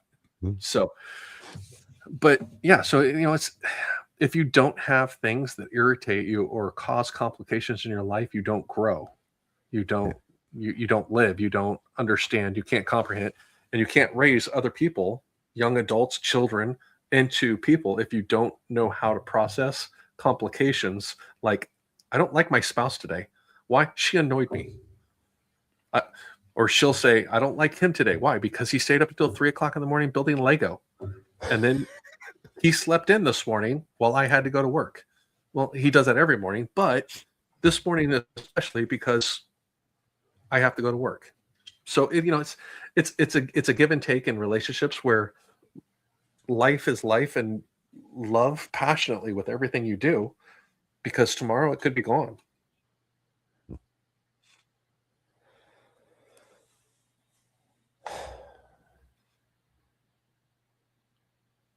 How frequently do you need to remind yourself of that? Every single day. Do you go out of your way to remind yourself of that, or do you remember that? Do you get what I'm asking? Yeah, it's a given because I've ingrained it into who I am and my daily routine. When I get struggles or complications or things that are frustrating, is when I have to remind myself of those things. Okay, it's a struggle today. It won't be a struggle tomorrow.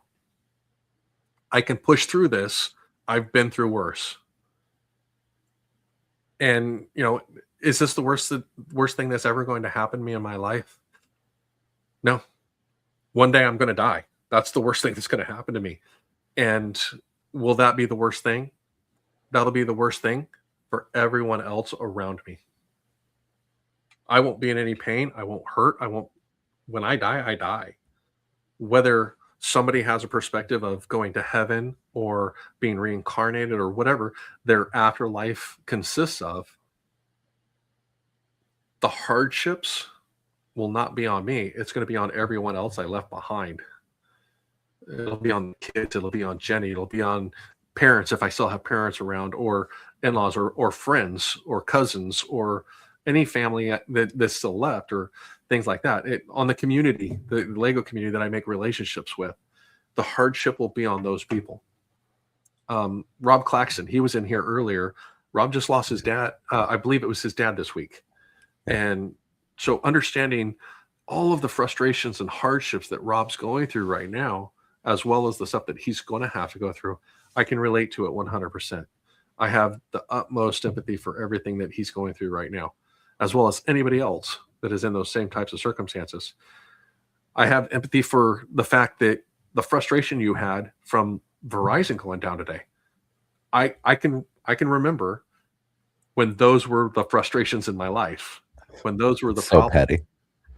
No, it is, but it isn't, because for you, that is a relevant thing for you in what you do, your livelihood, your job, your things like that. So it's relevant for you, and I understand that, and I can understand that. But at the same time, I can look at it and I can laugh and go, "Oh, I wish you could be inside me to feel from my perspective of how simple life can be in comparison." So, if my biggest complaint is if I pinch my finger between two plates, it's when you put the plates together and you catch a piece of skin under or something like that. Yeah. The kids have hard days because they're still growing and they're still learning, but at the same time, these kids have lost a parent. So for them to be able to process emotionally what's going on, I'll give them some leeway when they come in saying they had a hard day because someone was mean to them. But it's a growing process. It's a learning process. I still have to remind them of, is this really that bad? Can we move through this? What do we need to do to grow? And is this a frustration or is this a roadblock? Because we can get through frustrations. Roadblocks, we have to solve problems. Okay. A pothole road, we can still drive the road. Now, a bridge that's out, we can't drive the bridge. So those are the two perspectives of looking at things of, okay, I can still get across something. I can still move forward. It's just not going to be easy for a little while, as opposed to those sudden roadblocks where we can't move forward.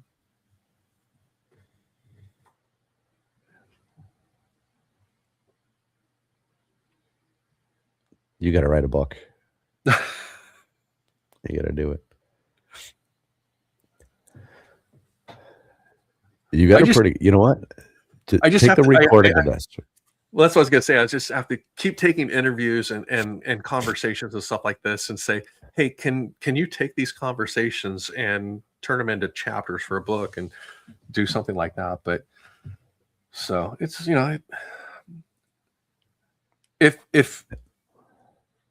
if doing that could help people, I'm totally down for that. The biggest thing for me, though, is being to have, from my perspective, the personal connection when I share the stories too, because that's healing for me with what I do. Now, would it still happen if it was coming out of the pages of a book?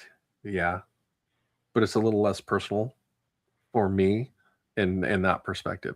So for me to be able to sit and have this conversation with you and the people that are watching or will watch or come back to watch, knowing that they can still be personal and reach out or send me a message or message on yours and and communicate to us on these things,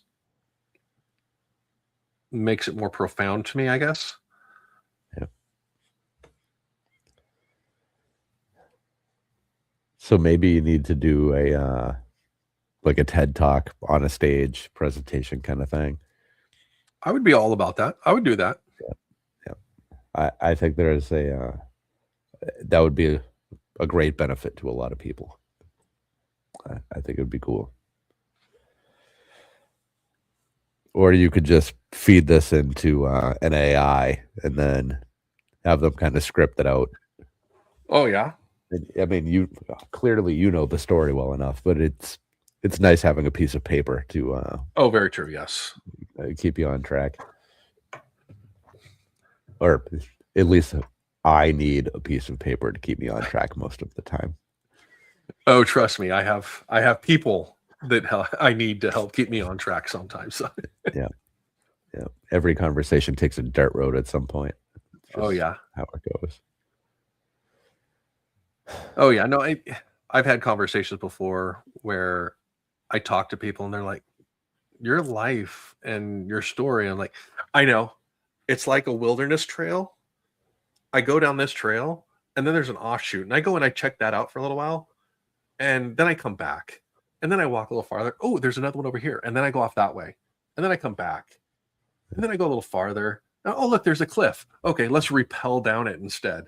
So other people will get to the edge of the cliff and they'll be like, oh, we should turn around and go back. And I'm like, oh, that tree has vines. I'll use the vines and climb down the cliff. The trail must continue at the bottom. So yeah, it's All right. Well, so you did some traveling. Did you ever go to Centralia in Pennsylvania? I may have gone through there. That was back in '94, so it's a little foggy. Okay. But yeah, no, I let's see, Pennsylvania. So let's see where that's at. If it's where I think it is, I'm gonna say yes. Okay. So, did you ever see the movie Silent Hill or play the game at any point? I don't think so. Okay. I'm not familiar with the name of it. Silent Hill it's this town. Well, Centralia is the actual town. There's some like underground gas fault or something. And Oh yeah. it's grip. Yeah. Okay. So you're looking at it now. It's wild. Yep. And a lot of it, I don't know, 15 years ago looked like it did in the movie. The ground broken up, steam still coming out of the ground. Yeah, it's a natural gas fire that's underground that they haven't been able to extinguish. It's self-feeding with natural gas and stuff like that. So yeah, no, I'm very familiar with it now. The name of it, I'm like, oh, the name's familiar. I can't remember if I've been through there or not. But yeah, I had a friend while I was in Philly that lived in Hershey. So we made a couple trips back and forth to his house on weekends or long weekends and stuff like that. And one of the trips was up to go and explore that because I remember walking down the road where you could smell it. It has a smell that, so it's very sulfuric. It smells like a match. the sulfur. Oh yeah, it's a very heavy sulfur. Yeah. But thinking about your kind of off-road reference there, that it made me think of that because my wife and I went and we kind of saw the road that's all torn up and was gassy, and the whole road was covered in graffiti and all this crazy stuff. There wasn't that much graffiti back when I went there, but that was 94, 93, 94. So, but the grass, it was totally overgrown with grass. But you'd be walking a little bit and then you'd look over and there'd be like a house foundation over there. We're like, oh, all right, we're gonna break off what we're doing. We'll go over there and then where the hell are we? And then you get back on course. That trip was cool. Actually, was it one of something military related was right down the street. Shy actually just went and visited it recently. The birthplace of the Marines, maybe, is in Pennsylvania. The Tun Tavern is Philadelphia. Okay. Which is the birthplace of the United States Marine Corps. Yes. Okay. All right. Yeah, because that, I'm trying to think how that trip worked. Because we did Centralia. My in-laws used to live right outside of Allentown. So we went, we dropped my oldest off with my in-laws, and then we did all these little excursions. Oh, cool. Okay. And the liquor laws are strange. They're very strange in Pennsylvania. And we went to this it was basically a deli, but the deli would make, sandwiches, burgers, hot dogs, and serve them to you on like the old school, like circular stools, like the bar Oh yeah, stools, yeah. like vaulted milkshake, Yep. those days kind of stools. The diners. Yeah.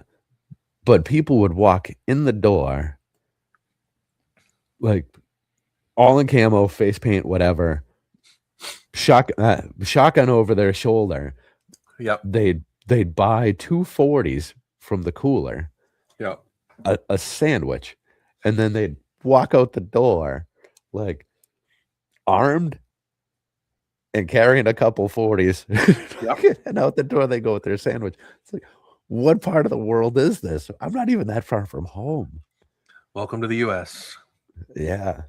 It was awesome. Oh, that would never fly here. Yeah, if somebody walked in the store anywhere around here with a Oh, yeah. rifle or a shotgun exposed, every cell phone within eyesight would just come out and be calling the police. It's a sad situation. I don't approve of that.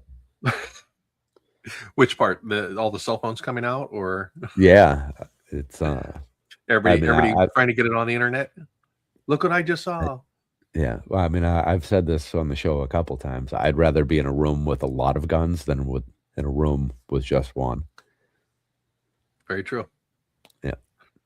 The only exception to that is if you're the one with the gun. Fair. Fair. Yeah. Yeah. I don't know. But I try not to get things too political on here, so I try No. It's totally good. I'm in a similar mindset with you. I agree. Yeah. So yeah, it's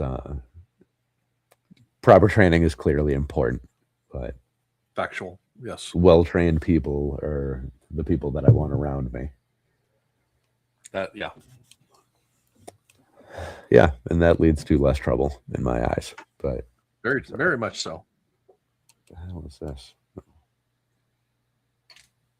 Random bits on my desk. All right, sir. It is 20 past 12. I got to get some shut eye. This has been amazing. Thank you so much for coming on, telling your story. No, man, it's been great to I get to know owe you you tonight. all the gratitude and thanks for inviting me. Thank you for making this platform available to allow me to talk to your community as well and be a part of your world. I appreciate it. And all I want to do is just be a part of people's worlds so that I can share what I know and maybe help them one day, every day, 5 minutes of a day to have a better day. Well, So I think everybody who tuned in tonight learned it. At the very least, they learned some new coping strategies, which I think that For in sure. itself is huge. for sure. All right, everyone who's still with us tonight, thank you guys for hanging out. Yes, I thank do you. appreciate it, as always. You're here, so I suppose I should do the request for a like and a sub if you haven't already. I'm going to assume everyone has. Next week is what do we got? Next week would be the 21st. Ralph from Ralph's Bricks, who is now the Brick Separators, will be on, and we're going to be talking some Bricklink. So Very that'll cool. be a good time. I will definitely tune in So- for that to keep tabs on what's going on Bricklink wise. I know you have a unique perspective being a reseller there, so your perspective is valuable to me as well. So Yeah, it's a nice little platform, low fees. It's a good spot, and Ralph's perspective is pretty good. He got to be a part of a Bricklink seller meetup with some international folks. oh, very cool. Okay. Right before the holidays, so it'll be good Okay. to hear about that. It'll be a good time. And Awesome. Ralph's great. He's a funny guy. Knows a ton. Yep. But all right, everyone. Thank you, sir. Thank you again. Sleep well. I will see you, but you won't see me on Sunday night. We will see each other multiple times, I'm sure. And everyone else will see us as long as you tune in by liking, subscribing, and hit that bell icon to get notifications. like tonight when we had multiple schedule changes, might have been a later show, might have been an earlier show. Hit the bell to make sure you get those notifications. Yep. And all of Brick Dad's links are in the show description. So make sure you go Awesome. Yep. click all the bells and buttons.